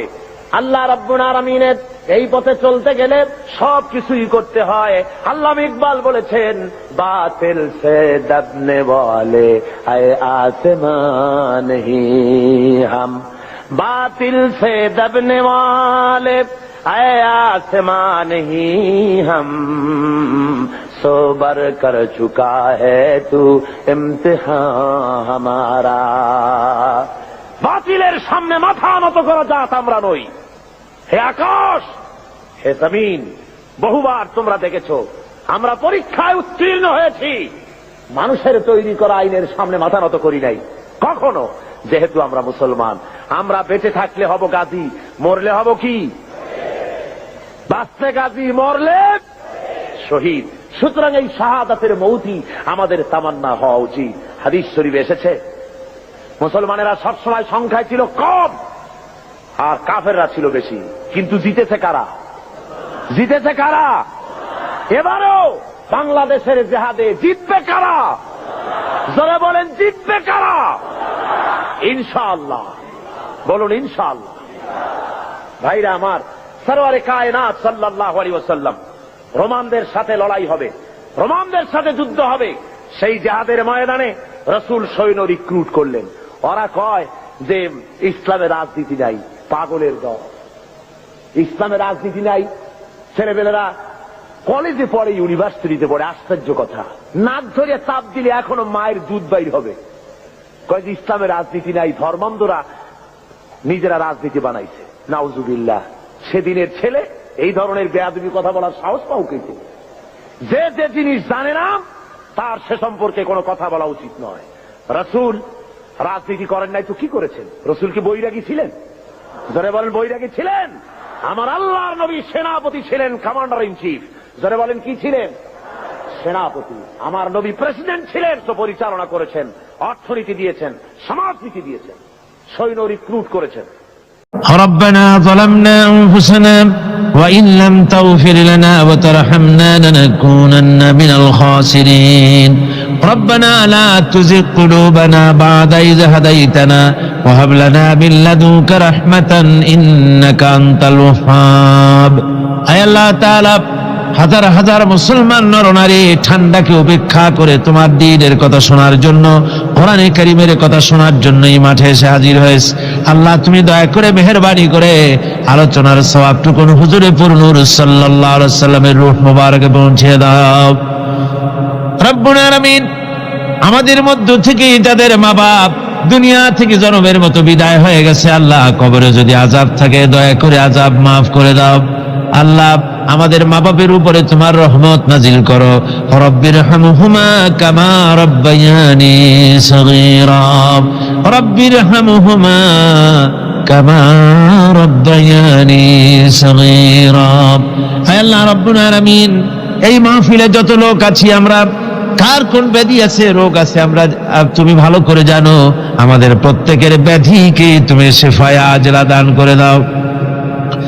اللهم حبب إلينا الإيمان وزينه في قلوبنا وكره إلينا الكفر والفسوق والعصيان واجعلنا من الراشدين ربنا تقبل منا إنك أنت السميع العليم وتب علينا إنك أنت التواب الرحيم سبحان ربك رب العزة عما يصفون وسلام على المرسلين الحمد لله رب العالمين واجعل آخر كلمتنا عند الموت لا إله إلا الله محمد رسول الله